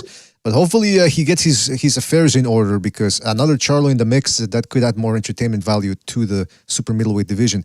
And by the way, we're about 3 likes away from 200. 4. So if we don't get that 200, we're just gonna end it right here, man. In the meantime, I'm gonna give people one last chance. I'm gonna take a phone call here, and after the phone call, if we don't get to 200, it's a wrap. Yeah. If you want booty juice, you better fucking hit that like button. There you go, man. 419, you're on the air. 419. What's on your mind? Hey, what's up, BDA? What's up, man? Who is this? Hey, can you hear me? Is this T-Tone? It's T-Tone. Oh, T-Tone. What's up, man? What up, T-Tone? Hey, heck yeah, hey, the show, heck yeah, it's good to see that when Recognize came back, and now it's good to see, when Stu got back. The show's popping. Thank you, brother. Absolutely. Glad you're enjoying it, man. Well, hey, when I first 2019, when I found you guys' show, you had England, Stu, New York, Recognize, Boston, Jimmy. A lot of guys with some boxing knowledge, unrivaled, the fact checker, and then that chief guy, he's pretty good. That chief, it's good to keep that core. Thank you, sir. Don't let all these guys coming in once in a while mess it up. Well, I don't know who. Don't worry about it. If they want to add something to the soup, there's nothing wrong with that. All right. Yeah, hey, no, that's all right. But let's stew on them. Let the show roll. And then a lot of these callers coming in. Come on, man. These people have been having years on the panel. You got to earn your time a little bit. Yeah, and what I'm calling for too, BDA, is a lot of the people saying that Canelo ain't gonna fight Benavidez. Man, 100% Canelo was gonna fight Benavidez. A lot of fighters, it's his honor. So that you can put that in the book, and I think it's gonna be a good fight. Absolutely, it's one of the best fights. Tito, were you impressed with Benavidez' performance? Did it impress you?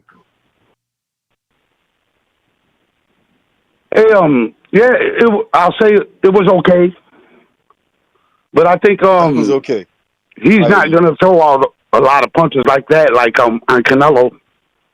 Hey, remember what I said in 2020? I said Canelo's going to be at the top, the face of boxing, in 2027. So, damn, 2027. Yeah, I'll still say I'll still stick with that. All right, but I think it's going to be a good fight. Benavidez is the bigger man, but Canelo's got the front foot defense, and I think he's going to get him. All right. Well, listen, we see. Tito, always good to hear from you. Glad you're enjoying the show, and don't be a stranger, man. We need you in another Kumite, by the way.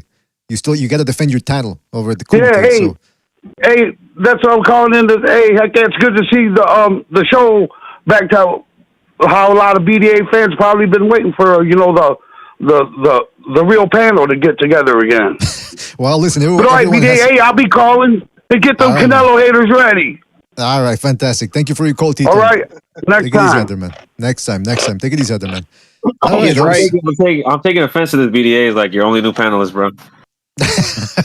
Sober, you're always welcome. But he had a point that the fact this is probably the first time that Stu, Gonzalo, Jimmy, me, and Recognized with BDA have all been together on one panel in well over a year. I mean, Bucho needs to come on the line, man. He's always, it's either him hosting or me Bucho, hosting. So, yeah, Bucho is, he said something about how, I'm going to go get a bottle. I don't know what he was talking about. BDA. But I don't think he meant you, Never Sober. I really don't. I don't think he was talking about you. I think he was. Don't sugarcoat it. He most did. definitely was only talking about me. He did. Yeah, exactly. he was talking about you. He was even going to say, never, and then he caught himself and he cut it off at that. And Yeah, then he just said, said, never will I mention that guy sober. That's what he was going to say. Serving out some paperwork, some BDA files over at the warehouse. That's right. right. It looks like the movie The Beautiful Mind, where they used to stick the posties on the inside of the wall. Yeah, that's a good movie, by the way. But hey, listen, we got where are we at with that likes? Ooh, 209 likes. All right, fantastic. So we stay on the air. Now we just got to get to the phone lines are almost closed, and other people are still calling in. So let's try to get through this here. Hey, VDA, you got to soundbite that when you said "ooh." Yeah. All right. 979. You're on the air. 979. What's your mind? Will. All right. Hello, what's up, BD and everyone? Bruce in Houston calling again. What's up? What's up, man? What's up? What's on your mind? So last week I was on here predicting the Benavidez fight. I thought it was going to be a boring fight, but it ended up, Benavidez ended up doing a lot better than I thought. And he's looking good, man. I mean, he's obviously the only guy for Canelo to fight at this moment. I think he'll fight him in September, though, because I think they're going to wait for Canelo's final fight on PBC or whatever. So, yeah, just going to have to hang tight until September. Or maybe fight like Morel or something. But, I like Benavidez, though. He's a good fighter. Yeah, I don't think, Bruce, do you think they would put him in there with either guy with Morel before September? I don't know, man. That sounds pretty risky. Maybe like Charlo, the one that just fought. Maybe him. Oh, he's going to beat Charlo up bad. Yeah, man. Yeah, I don't know about that, man. But I think they're going to want to keep him busy. Or Benavidez is going to want to stay busy because I don't know if you want to, be rusty. Remember last guy who looked rusty against Canelo? If the PBC wants that fight, if the PBC wants that fight with Charlo and Benavidez before Canelo in September of 2024, that fight will happen. But I think if you leave it up to what's his name, Jamal Charlo, I don't think Charlo will take that fight because I think he understands that. I think Caleb Plant will beat him right now. Caleb Plant will beat Jamal Charlo. I've always said that. All right. Well, listen, Bruce, anything else you want to say before we move on? Well, in terms of Canelo versus Benavidez, I still think Canelo would win currently. I just think, man, Canelo's defense is he really doesn't allow guys. The Benavidez style is like perfectly suited for a guy like Canelo's defense because, a guy that throws a lot of combos, Canelo knows how to stop guys from throwing combos and stop guys from setting shots up with their combos. So I just see Canelo shutting him down for 12 rounds and taking it away from him. Interesting. That's interesting. Well, we're going to have almost a whole year if that fight takes place in September to talk about it. So, Bruce, thank you for your call and call back next time, right, man? All right. See you later. All right. Thank you, man. Thank you. Thank you for your call. Don't forget to hit the like. Let's go to the phone call here. Let's go to 832. 832, you're on the air. 832, what's on your mind? What's up, BDA? Listen, I do agree with the caller. It's good to see, the whole panel. As I remember when I first started watching the show, like back in the day, Gonzalo, Stu, recognized BDA, Boxing Chief, Jimmy. Although I do like newcomers, I like Never Sobers. I like JDA. They bring a lot of flavor to the show, in my opinion. Yeah, I like them as panelists. I think they bring a lot of good energy to it. But anyways, I'm gonna give my thoughts. Well, I'm gonna leave. I'm gonna save my thoughts of what I thought happened with Demetrius Andre for when y'all make the episode on that. But I do think that I wanted to get my predictions on the Ryan Garcia Oscar Duarte. I don't know much about Oscar Duarte. I heard he's a pretty basic pressure fighter, you know. So I mean, based on the description that I've heard about him, I'm picking Ryan Garcia by knockout. Pretty, probably like in 2 rounds. I think he's gonna knock that dude out really quick. Ryan's with Derek James now. You know, they have a lot of skill. And with the Benavidez Canelo thing, I still pick Benavidez. That's not gonna change. But listen, I think Canelo really, like, I know y'all saying that, Canelo might save it for the. I feel like boxing needs to stop marinating fights. Like, we saw this with, Errol Spence, what's his name, Terrence Crawford. We saw this with Mayweather, Pacquiao. Why do they feel like the need to marinate fights and make it happen on September 16th, bro? Like, and everyone's saying that, I know for a fact that Canelo is gonna fight Benavidez. Well, I don't know how, he said he wasn't gonna fight Mexican, so that was a big question for a while too. And now it looks like he's gonna fight Benavidez at some point. But y'all know that Canelo ducked. He ducked 5 times. They offered, the Benavidez team offered Canelo the fight. Canelo turned it down 5 times. So I don't know, man. 5 times, bro. He turned it down 6 million times. He turned it down 5 times. He turned it down 6 million times. That's 6 million. That's 6 million. No, it wasn't that much. That's 6 million. No, it was just 5 times, and this is fact. So he turned down, Canelo could have made like $130 million guaranteed, but he turned it down.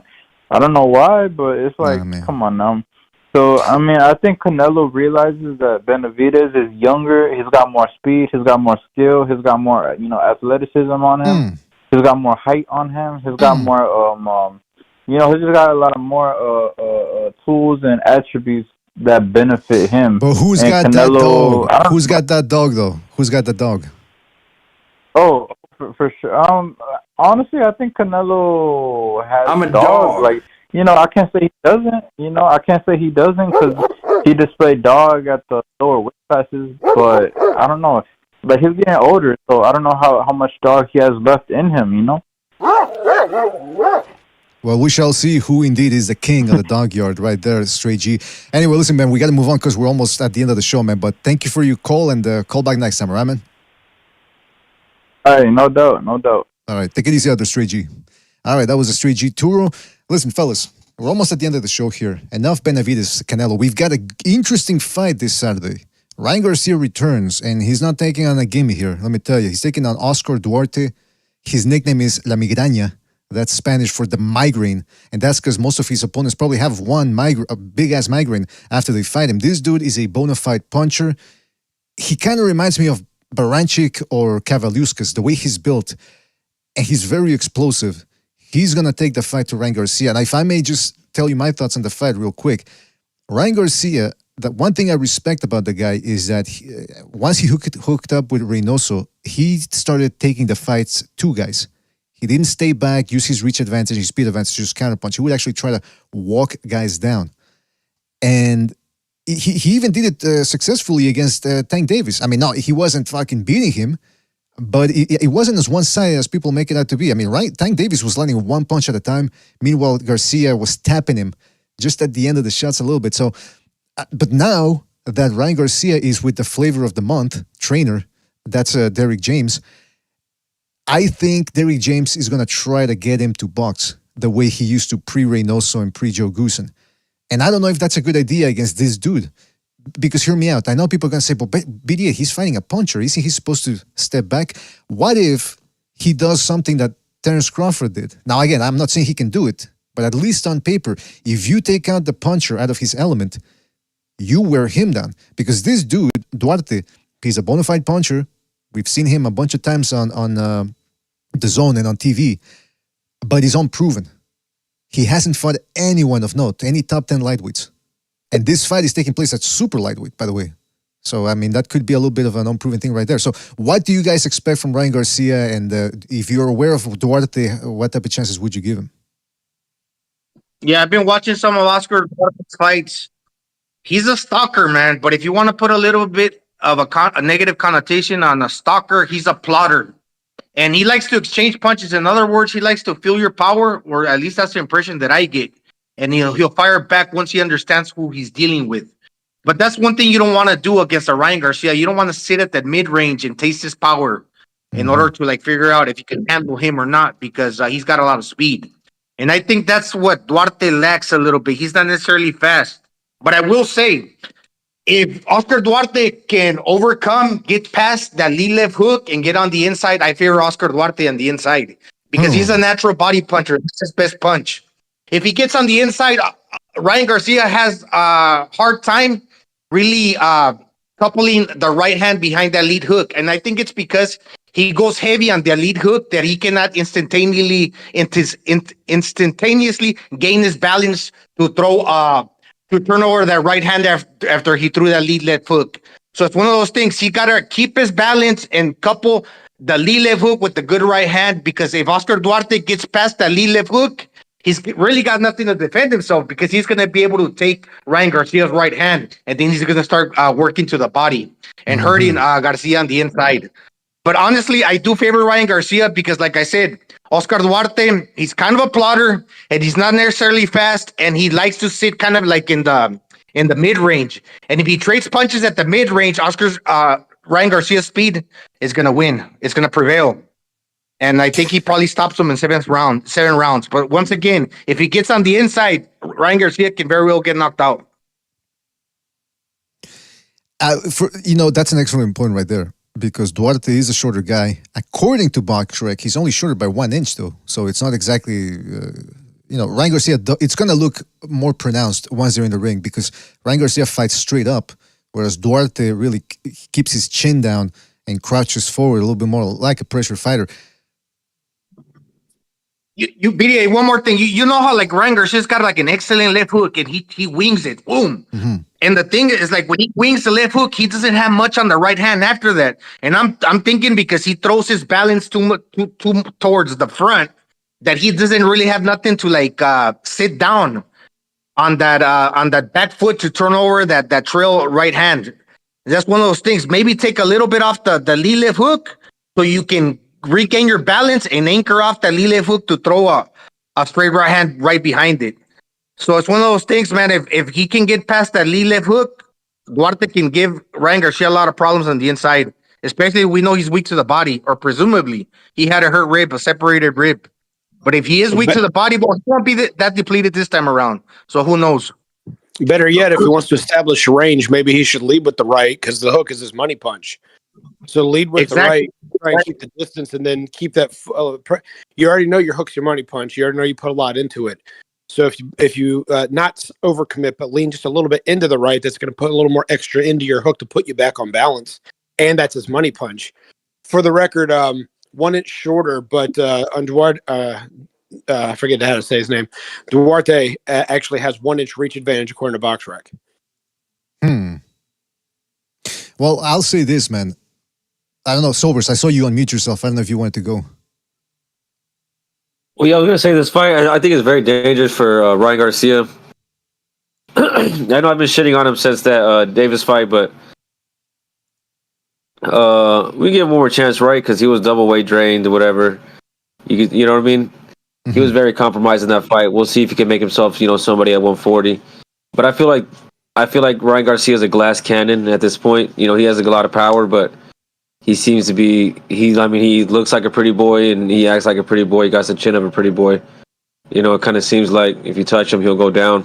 Duarte looks like he'll come forward and he'll give it to him. He looks like he'll take some shots, to land his. The thing with Ryan, dude, I don't see him really changing up his style. And, Davis, the way he made him, overextend with those left hooks, and you can get under him, the way you can make him wing those hooks, kind of expose him in a way, and we'll see if he's changed anything up. But, I think this is a very dangerous fight for him. I don't think Oscar De La Hoya is doing him any favors. I think he's trying to set him up to teach him a lesson. You know what I mean? Like even for you know what I mean. After the lesson, he should have learned from the Davis one. Yeah, that's how I really look at this. You know, because this is not an easy fight whatsoever.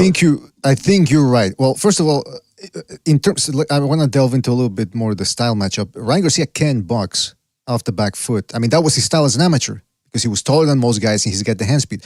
So he can revert back to that if he needs to. And I think the reason I'm speculating here, I think he thinks that, or he believes that his present style, which is to hunt guys down, after the Tank Davis fight, now he's probably in the belief that, oh well, you know what, that's actually better. Do less, but once you land that one shot, you get the same result by doing less. Just dancing around the ring and just landing one shot. So, and especially against this dude, and now with Derek James in his corner, maybe they're gonna try to get him to that revert to that style, which I don't know if it's gonna be a good idea. Second of all, Duarte is a big puncher, but I've seen some of his fights, like when he fought Alex Martin, and his only loss, which was against Adam Estrella, or I don't know if he was Adam, the first name, but Estrella, who's a guy that was 7-8 years ago.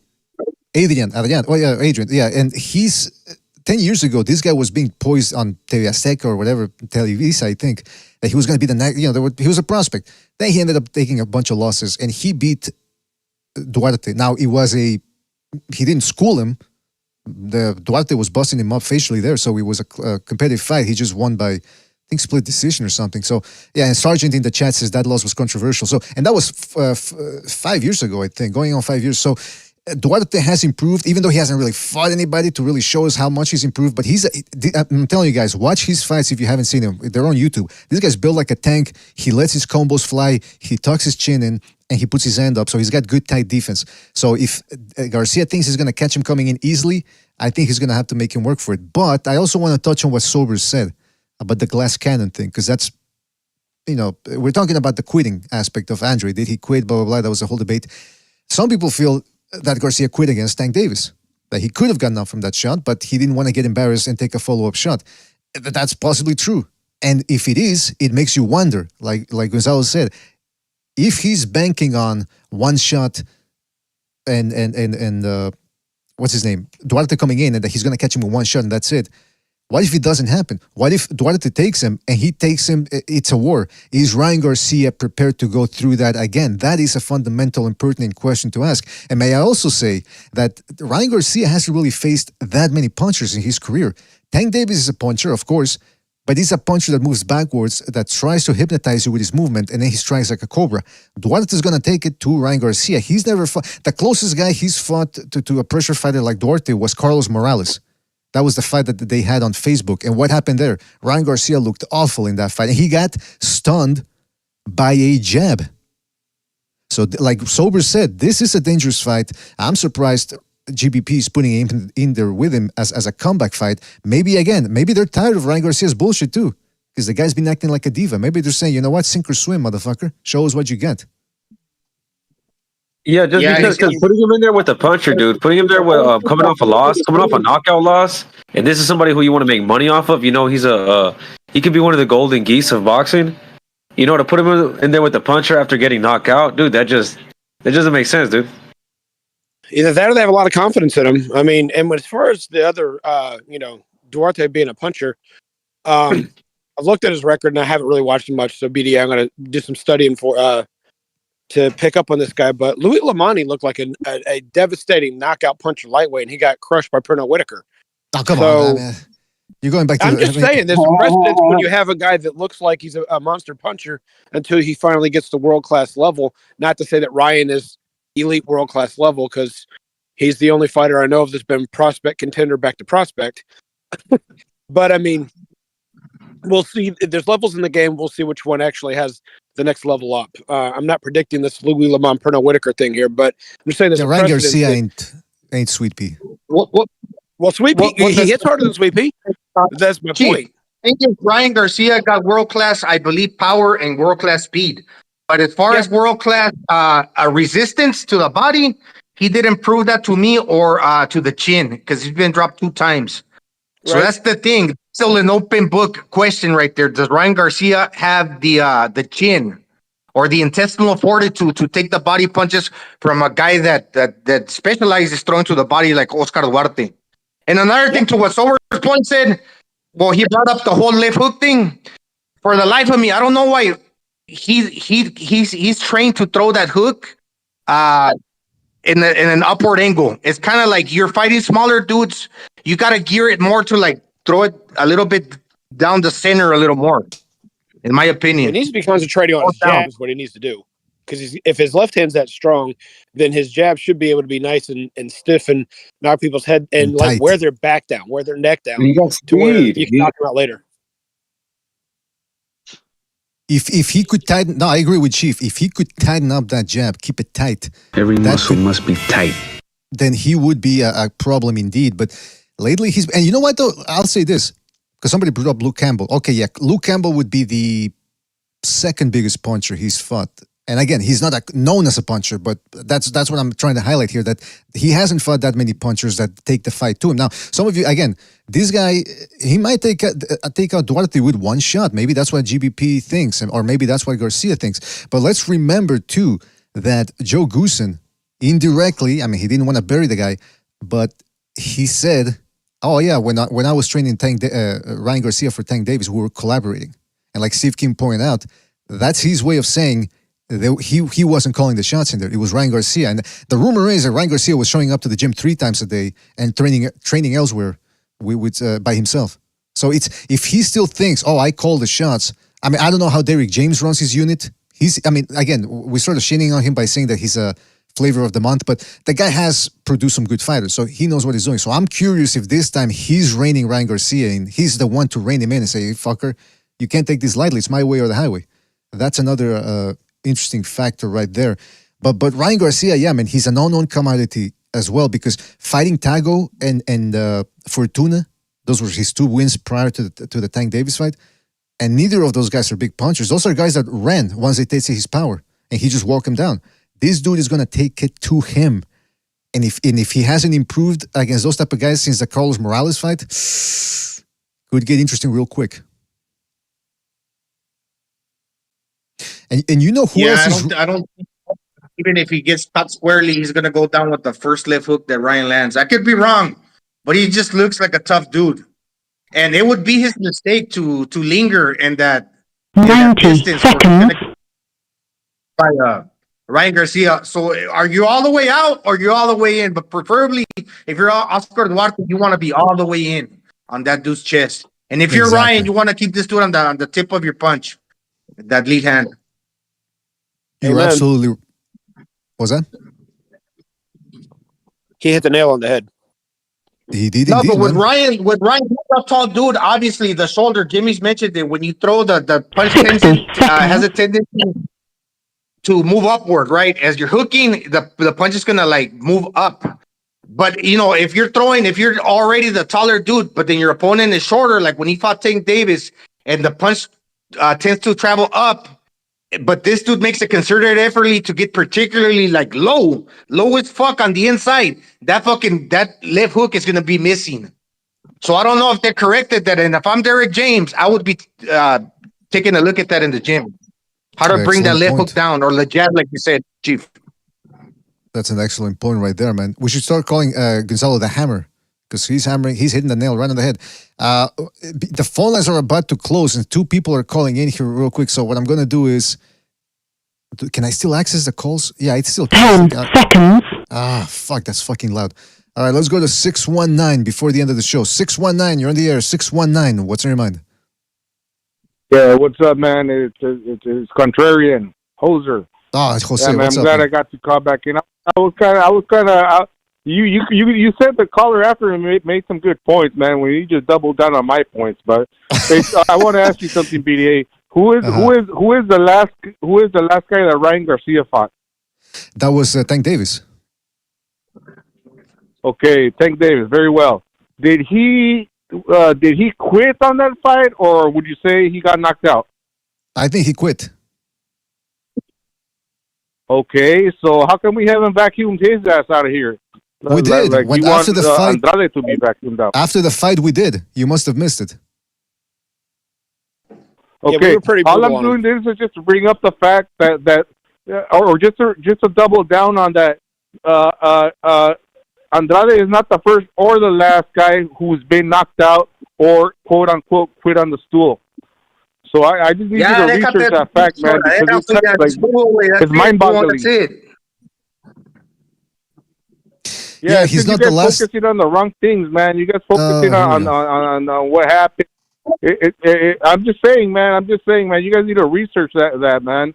You know what I need to do? You know what I need to do? You guys are talking about a fighter who actually quit in his last fight, and nobody brings that up. You know what I need to do? I need to stop watching Andre the next time he fights. I learned my lesson. I know this guy ain't gonna give it his all. Why should I pay for him? Okay. So I'm just here. I'm just bringing the attention or light to the darkness, man. Because you guys seem to focus on just certain aspects. Don't be racist, man. Don't be or racist. certain things that you guys want to look at. No need for Ryan racism. Garcia quit in his last fight. That doesn't make him any better than any other fighter who has quit. What should we call it? Roberto Duran, no más. My friend Hector Velasquez, he fought. What's this one guy? The Venezuelan guy who committed suicide. He's not your friend, but go ahead. He didn't come out either. Everybody that doesn't come out of the stool means he quit. I'm just calling back because of that, man. If you guys know boxing, you guys know what I'm talking about, man. That's right. We don't know boxing. You're right. We don't know. You should be on the show, Jose, to set us straight, man. Because you apparently know more boxing than us. I am on the show right now, and I am setting you straight. Because you got that. No, I'm talking about the panel. You should be on the panel because you got that. You got these super high standards that if a guy quits after 2 rounds when it gets a little too hard and he quits, you're okay with that. That's where you're. Okay, it was like the other guy I said. It was 6 rounds. On paper, it was 6 rounds, and on paper, it was a knockout.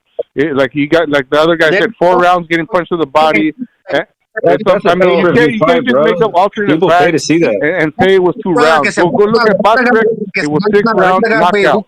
Technical knockout. Right. Well, listen, Jose, if you're attacking my character and saying that I'm a dark person and I'm focusing on the negativity, I'm going to call you an Andre fanboy. You love him no matter what he does. He could have gone in there and given it 1 round. You could have given it 1 round. You could have given it 1 round and you would have been happy. You're like, hey man, come on, man. He stepped into the ropes.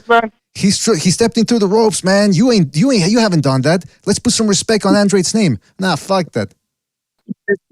Let it go, no. Let it go. Let it. You have the right to have your opinions. You think he didn't quit? That's good. But if other people thought he quit, well, let it be. You can't impose your thoughts on everybody. And that's all I'm saying, man. Gonzalo, a lot of people are going to check it out though. He literally said, "Stop the fight" in the corner. Andrade literally said, "Stop it." Who cares, wey? Fucking let it go, fool. Stop being a contrarian, dude. Ryan Garcia quit. Ryan Garcia quit. Yeah, wait. He quit. Whatever. You guys are rooting for a fighter. Ryan Garcia's a quitter too, and he's fighting on Saturday. How does that make him any better? Well, hold on. Andrade is not the first nor the last guy who hasn't come out of the bench. Yeah, that's right. And you're hoping more guys quit. You're hoping more guys quit. You're hoping more guys. You're hoping more guys quit because you seem to like it. You seem to. I don't know, man. Maybe that's the sweet science for you. But historically it has happened. And you root for those guys. Historically, it has happened. You root for those guys. You know what those are called? Those are called TKOs. You know what else is? Hey, Jose, you know what else has happened? You know what else has happened? People cheat. People hit guys with the elbows, headbutts, knees. So you're okay with that because it's always happened.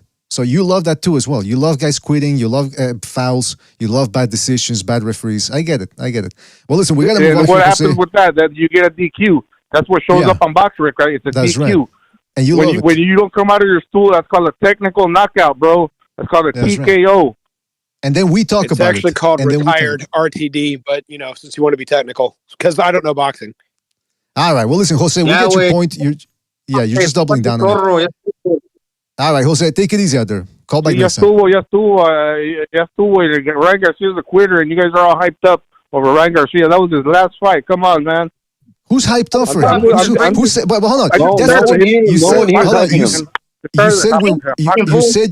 You said we're rooting for. Hold on. Let me say this, Jose. You said we're rooting for him. Where did you get that we're rooting for the guy? Well, no, but you're excited for his fight. I'm intrigued because if Duarte takes out the trash, I'm intrigued because if Duarte takes out the trash. Why should I be excited about a quitter? Well, see, that's the thing. We cover fights. First of all, we cover fights. That's what we do. We talk about it. You seem to have a problem with it, with what we talk about. You call in here, you tell us what we can and can't talk about. No, but you guys have to seem to have a problem that Andrade didn't come out of round 6 because he got beat up and he got knocked out, and that's the TKO. Yeah, we do. Okay, we do. So I have a problem with Ryan Garcia. Okay, well, we get it. Why do I want to watch this fight? Hey, bro. So do we, bro. We got a problem with it. We got a problem with him too. Yeah. Yeah, you're going around in circles. All I am is giving my opinion, bro, and that's all. I mean, it's a shitty opinion. I'll tell you that much. It's a contrarian opinion. That's for sure. Okay, I just want you to research one fact. How many fighters have been not come out of their stool because they're done? And those are knockouts. Those are called TKOs. No, and it has to be a fighter who does that. The fights have to be judged on a fight-by-fight basis. You can tell. You can tell who actually quit. All right, Jose. Thank you for your call. Call back next. All right, Jose. Thank you for your call. Call back next. You just want to talk about what you want to talk about. You can't just gloss over things like that, man. I mean, I think it's a fair question. Yeah, that's why we took three calls from you because we don't want to talk about what you want to talk about. That's why we took 3 calls from you. Apparently, we're sensitive. All right, well, listen. Thank you, Jose. Thank you, Jose. Thank you, Jose. Thank you for your call. Up a fair point. Thank you for your call. Check the phones. Make sure the phones aren't tapped because they're listening to you. All right, take it easy, Jose. Thank you for your call. All right, let's get to another phone call, the last phone call of the night because the phone lines are about to close. 773, you're on the air. 773, what's on your mind? David Benavidez. He's a real deal, folks. Real deal, Holyfield. I think him versus Canelo is obviously inevitable at this point. Thing I want answered is I want him to fight someone his size. You look at Caleb Plant and Andrade. It's they're both 6'1". He had a clean 2 inches on. Felt like more. He felt substantially bigger. I'd like to see him in there with someone his own size, 6'3", 6'4", filled out. Someone he can't walk through their punches. You know, these guys, he's just able to. They don't got the power to keep him off him. Put him in there against someone who's 6'3", 6'4", big power, and let's see if he can keep walking through those punches, eating shots. Because I think he'll have a much harder time doing so. Because at this point, he just looks so much bigger than these guys. Kind of ridiculous. How are you so much bigger than these guys? That's not fair. All right, well, Kevin, am I onto something? What's that? Am I onto something or what? Or is not too big of a size difference? That shouldn't matter. What do you think? I mean, K-Dog, that's an argument some people make. Some people say if the guy makes the weight, the guy makes the weight. I really want to see how Canelo looks compared to Benavidez face-to-face. And we won't know the size difference until they're actually looking at each other in the middle of the ring as the referee reads the instructions or gives them the instructions, because that lets you know, okay, maybe this guy's taller, but the other guy's thicker, blah, blah, blah. So we shall see indeed, man. We shall see. I mean, Canelo's, what is he, 5'10"? Luckily? No, I think he's probably more like 5'9", 5'8". He's 5'7" and a half. That's what he looks like to me. Oh, my God. That's not going to tell us. I mean, I respect. That's just not a fight that should happen. Canelo, he's got the explosive power. He's got explosive one-punch knockout power, but this dude's huge, man. He's 6'3". Well, let's see it happen anyway. How the fuck not, man? Come on, don't, let's not start. See, people are going to jump on you now, and they're going to say, oh, K-Dog. And by the way, K-Dog's not a Canelo fan. But nah, man, this fight, this the best against the best, man. I don't care if Canelo's 5'5". If he's... It is. What's that? It is. I feel like he beats him, but I feel like he's still got more to prove. Canelo, he's on his last leg. He's not on his last leg, but he's on the tail end of his career. He's young. I think David. I would like to see him in there against someone like Bivol. So like that would tell us more.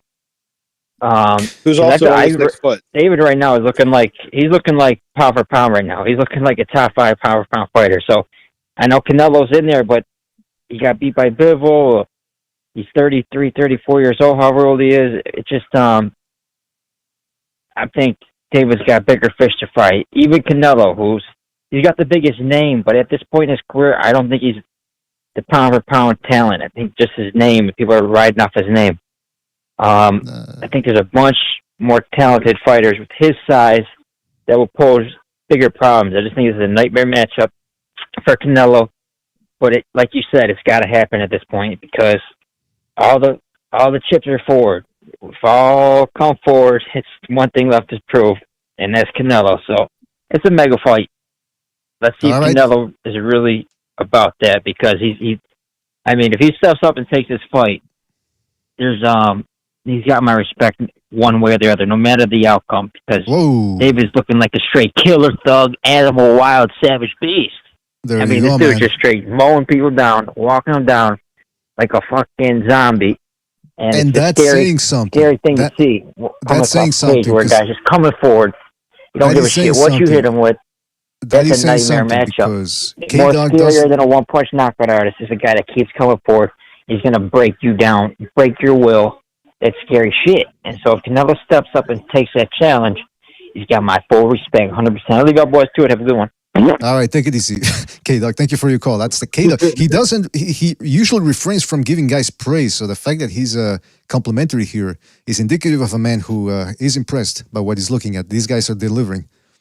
What else was I going to say? So the Ryan Garcia thing, okay, yeah, I mean, Jose seems to think that we're rooting for Ryan Garcia, and I'm just saying maybe Golden Boy ain't all that excited, and they want to see. It reminds me of when Top Rank put Teofimo Lopez in there with Campa, and then they took the late replacement against Andor Martin too. It's like, hey man, you're a problem for us because you're always complaining. We never know when you're going to lose your mind. Let's see if you can get past these guys. You know what I mean? It's not a soft touch on the comeback. Or maybe you will prove to be. Yeah. Sorry, B. I still am a fan of Ryan Garcia, and I've done this in the past, and I'm sure you guys, I don't know, like, could agree with me. Sometimes you throw fighters under the bus, then sometimes you get them back. Like, for some reason, I did that to Golovkin for a little while, Pacquiao, and those were far more proven, greater fighters, established, and Ryan's not that. He's I'm not saying he's a hype job. You can't deny that he's got speed and power, but at the same time, you could see his limitations, and a lot has to do with this whole new era of like TikTokers and YouTubers that the camera's got to be on in order for you to perform. Your hair's got to be combed the certain way because you're gonna put the videos, and if the cameras ain't rolling like that, you're not really trying. So I'm just saying, what is Ryan in love with more, boxing or being a YouTube star? Because he's got the talent, but at the same time, he's got to be willing to put the work in the gym and listen to other people, like you said, BDA. So I'm not saying that I totally threw Ryan under the bus. Yeah, I kind of did, but I can't deny his natural abilities, the speed and the power. I just want to see him improve on the inside. He does have that, but I think he's in love with the fame more than he's in love with wanting to be great. And like you said, it's obvious in his social media platform, and that may have actually distracted him from wanting to be great. I'm not in his mind, so I don't know everything, but I'm just going to venture out the fact that he turned pro because he thought he would be a very good fighter. He's a top amateur, and he thought that he could make a good living doing it, and he could be famous. But then when he started to get to be famous off of things other than boxing, I think he lost. We made a whole movie about it. It's called Rocky 3. So whether he'll get it back or not, or whether he ever really had it, remains to be seen. As far as what Gonzalez said about, you're on a bandwagon and then you're off. I was on De La Hoya's bandwagon until he kept beating up on Chavez, dropped off of it till he beat Fernando Vargas, and then I jumped back on again. So I know how that is. Well, you know what's interesting about that brings up the question of when should you support a fighter? Because some people say that. Like, I remember when Kovalev, we were all high on the guy. We liked watching him fight because he was knocking people out. But then after he lost to a later Alvarez, it just seemed like he was, and that's when we knew the fact now at that point that he was an alcoholic and he wasn't taking his career seriously. And some people say, hey, how come you guys turned on him? Well, it's not about turning. I mean, again, I'm a consumer. I'm a boxing fan, and I buy these fights. So if a guy stops delivering, I'm not a fanboy. I'm not a fan of the guy. I don't pay to listen to these guys talk. Imagine if you paid for one of your favorite authors and you say, well, I want to see him fight. It's the same thing with these guys. I don't pay for their personality or their character. I want to see them fight. So if a guy starts performing or underperforming rather constantly, I'm going to turn on the guy and say, you know what? I think he's lost it. I think he's lost the plot. I don't want to see this guy again. Why should I be loyal to a guy who's no longer delivering the fight to me, a consumer? You get the point? So it's the same thing with Ryan Garcia. It's a little worrisome that this dude, I respected the fact that he started fighting more aggressively. I respected the fact that he accepted and conceded all the demands to Tank Davis because he wanted to make that fight. But now he goes with Derrick James. He starts being munchy, or what's the word I'm looking for here? Buddy with Errol Spence, even though he was clowning him the day of the fight, saying, haha, look how dehydrated Ryan Garcia looks. I mean, he didn't say it directly that way, but he said, you can tell this guy's been in the LOL. You can tell this guy's been in the bathtub all morning, meaning he's still having to sweat in order to make the to respect the rehydration clause. So why are you back there and being all chummy with the guy? It's I don't know, man. It sounds deranged, and it sounds like he wants validation from a certain group that wants nothing to do with him. So that is a little worrisome right there. Well, I'll go as far as saying that we're not necessarily turn on the fighter. Let's put it this way: Kovalev. He was training hard. He was knocking people out. He looked like he wanted to be a pound-for-pound great. Then he started drinking. He quit training. Did we quit him? He quit us. In my opinion, he quit us. He quit taking his career seriously. We're the consumer, like he said. His fans that pay his salary are expecting him to do something and stay, take this job seriously, and he didn't. So why should we stay his fan? If he's not going to, try and come through for us, and he's just going to start drinking and beating people. I don't know. I heard that he might have hit his wife or something. Let me scratch that and just say, if he's not taking his career seriously and he's getting in trouble outside the ring versus staying in the gym to keep himself busy and fit and on point, why should we keep on the bandwagon? Because he's not doing anything for us, and we're supposed to be paying a salary. So if he's quitting on us, why should we stay on that bandwagon? They're quitting us. We're not quitting them. That's the way I look at it. And he seems to have a problem with Oscar De La Hoya, and maybe even Canelo Alvarez, people that are higher than him on the totem pole of accolades and fame. The common Joe like us, he don't give a fuck. He won't. All the people that message him, he probably gets flooded with all kinds of messages that he doesn't even respond. Obviously, because it's a lot of people. But the people that are higher than him, he does care what they think, but he doesn't actually sides with them. He tends to show a different side of his personality, kind of like hatred. What's the problem? What problem does he have with Oscar De La Hoya? You might not like Oscar personally, but he was an 11-time world champion. He could definitely give you better advice than the guy that you're actually listening to, who's your shady lawyer in Lupi Valencia. He didn't want to take the tuna fight against the Filipino dude. I forgot his name. The guy that Cepeda just beat up. I believe that's the guy. Yeah. And you weren't staying busy. What happened to you after a year of inactivity? You got knocked out by Tank Davis.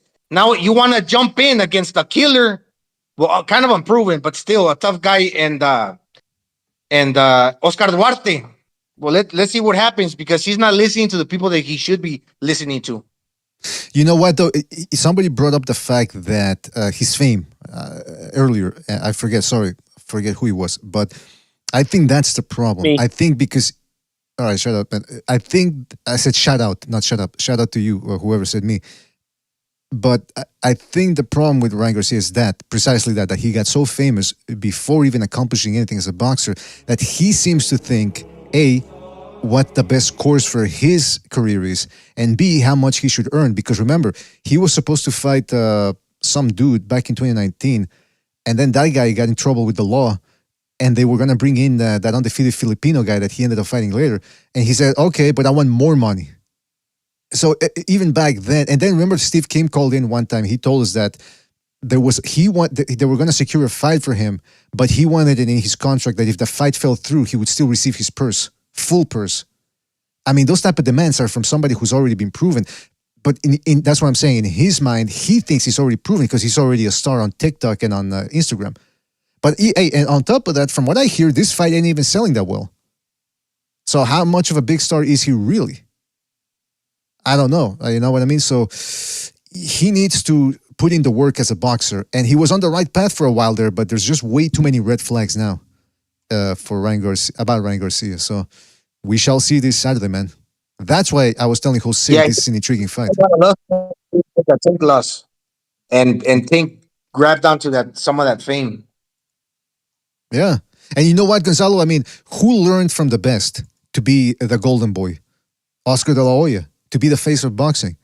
He didn't do it by himself. He worked with one of the best promoters, perhaps the best promoter of all time in Bob Arum. So if some of that knowledge must have rubbed off of De La Hoya, and on top of De La Hoya has also been leading a good company for the past 20-something years. So Ryan Garcia, okay, you became famous on TikTok and Instagram, but how many of those guys, or I don't know if some of those are guys, maybe some of those are half guys. But anyway, the point is, how many of the people on TikTok and Instagram are actually watching you fight? How many of them have a DAZN subscription? How many of them bought the pay-per-view against Tank Davis? You see, these are all questions that he should ask himself, but at 24 or however old he is, I think right now he's a little hard-headed, and that could cost him again. You should listen to his father and stop being such a hater. Well, his father might be a problem, recognize. I don't know, man. He could be, the father I'm could talking be a about his problem. real father. I'm talking about his real father. Oh, yeah, they kind of, I mean, yeah. Maybe, man. Hey, by the way, shout out to... The guy was only a 6-weight champion. I mean, come on, bro. Yeah, and only a 6 gold weights. medalist. And an Olympic gold medalist. I mean, come on. An Olympic gold medalist, yeah. Shout out to Pugilist Zain for his contribution to the Super Chat. He says, how about Matias versus Lindolfo Delgado? Both are with Top Rank. Well, they're not with Top... Matias is with the PVC. But that would be a good fight. If nobody wants to fight Matias. Isn't Lindolfo a welterweight, though? I thought he was junior welterweight. No, he's a junior welterweight. He's a 40-pounder. Subriel. Yeah, that's Subriel, man. Subriel Matias. El Machatero. I call him El Machatero. The one who just beat up Alexis Rocha? No, that's not the young. That's a different guy. Yeah, man. Hey. Matias is must-see TV, man. That dude is going to be a problem. I'd like to see him, since he's with the PBC, I'd like to see him fight Gary Russell or Gary Antoine Russell. But Russell's been inactive too, man. So I don't know if that's how good a fight that would be right now. He'll beat him up, BDA. I mean, listen, Haney is in a bit of a precarious situation too, because he says he can't. He's going to be fighting at 140 now, but he's still holding on to the belts as leverage. So, but if he were to beat, I don't know what that's about. I mean, if he were to beat Prograis, which I expect him to, I also expect him to stay away from Matias until Matias shows some weaknesses, because otherwise Haney's going to stay away from that dude. Xandor Martin, actually, I think was that. That was a tough fight. The one on Saturday night. Well, I mean, he made it look easy, though. That's for sure. Making the Ergashev quit. Yeah, you understand sarcasm, right? Oh, okay. Sorry. Yeah. I've been on here for 3 hours, man. I'm starting to lose my my sharpness, my wit. But I'll tell you what, man. You know who I think gives him a tough fight? Xandor Martin, because of the footwork. He's incredibly slippery, even though he doesn't hit hard. Because I know some people would say, well, yeah, but how's he going to keep Matias off of him? He'd keep him turning. That's how good Martin's footwork is. So if nobody wants to fight... And he got a chin. Yeah, he's got a good chin, too. He reminds me of Triple G. You know, not so much of the fighting style a little bit, but like, you know how Triple G was knocking out dudes pretty, late in age in his career? Somebody else doing the same thing now. Well, listen, Cloudy Boxing in the chat says Puerto Ricans need to leave the Berlanga hype train and jump on the Matias train. I mean, yeah, that's the guy that's first. I left that Berlanga hype train pretty early. Petros Ananyan, I think he dropped them the first time they fought, and later he stopped them like in 8 rounds. He didn't answer the bell. You know who gave him a good fight too? Jukumbayev. But he didn't come out for the 9th round too. So he's got 5 RTDs in a row, and I was looking through his record because I was watching some of his fights yesterday. He's like retired like 9 fighters in their stools. That's freaking crazy, man. He's no mas. He's they call him no mas. No Mastias. No Mastia. I mean, yeah. That's what it is, man. This dude is going to be a pro. You know what would actually be a good shootout, but obviously I don't think it happens because of the promotional red tape. Him versus Jose Luis Lamirez. I mean, not Jose Luis Lamirez, but... No, actually, is that his name or am I confusing him with Jose Lamirez? Jose Carlos. Jose Carlos, yes. Is that I his think middle Carlos, name? yeah, Jose Carlos. Yeah, Jose Carlos. All The right. one with Robert Garcia? Yes, the guy that you say looks like the guy you beat up in Mexico. Jose Carlos Ramirez. Yeah, he actually looks like Duran, doesn't he? A little Jose bit, Carlos yeah. Now Ramirez. with the Duran was California, the home of the pistachios. Damn, that's probably badass in there. The home of the pistachios. That's where he's from, Avenal, California. the home of the pistachios. I remember you brought that up to somebody. I forget who it was. One of the callers one time, and they agreed. Freaking pistachios. Imagine just having like pistachios, buku pistachios to eat all the time. Oh, I'd be doing it all the time, man. I don't get tired of pistachios, man. No, siree, Bob. I would make pistachio ice cream, pistachio shakes. All right, man. Well, listen, enough talking about pistachios. What are we doing here? Getting me hungry. Yeah, me too. I'm getting hungry, man. It's about time I go to get something to eat. But we've been on for about 3.5 hours. I think we should save something for the rest of the week. Guys, thanks so much for being here with us. I want to give a big shout out to Chief, Gonzalo, Recognize, Jimmy, Never Sobers, Stu. Shout out to the Stu Meister returning. Shout out to everybody that called in. Always appreciate your calls. Even even if you raise points that we disagree with, that's the point of this whole thing. It's the aim is to have a discussion about it. So don't be scared. Call in. We won't bite. Yeah. We don't bite. And shout out to everybody that donated the super chat as well. Really appreciate it. Really gets us through this. It keeps the organization rolling. Let's just put it that way. Everybody that hit the like, shout out to you guys. You guys are the best as well. Everybody, like I said, everyone that called in and everybody in the chat. Shout out to Mars who says toughen up. Shout out to the Quags who got here late. Hey, the important thing is that you got here, Quags. Shout out to Marcus Carwell, Eparokua, Alfredo Contreras, Quentin Lassiter, Rapax Trucking Company says 10-4. Shout out to Rapax Trucking Company. Shout out to Knockout Ned, Sebastian. Who else? Manny G, Protectorate General, Hurricane Hank, Daniel Hardeman, John Gonzalez in the chat. Shout out to John Gonzalez. He says, Matias is tough, but he ain't no BDA. Absolutely. John Gonzalez knows what time it is. Cloudy Boxing. Mr. Dodos. I mean, he's speaking out of the heart. I mean, what do you want from him? If I forget anybody, listen, if I forgot anybody, it's because we got to go. Shout out to you fellas. Thank you for joining us. And we'll be back probably with an open lines Friday, maybe another show in between. Why not? Take it easy, fellas. Thanks for watching. I'm disappointed in every one of you. I'm sorry. Saludos.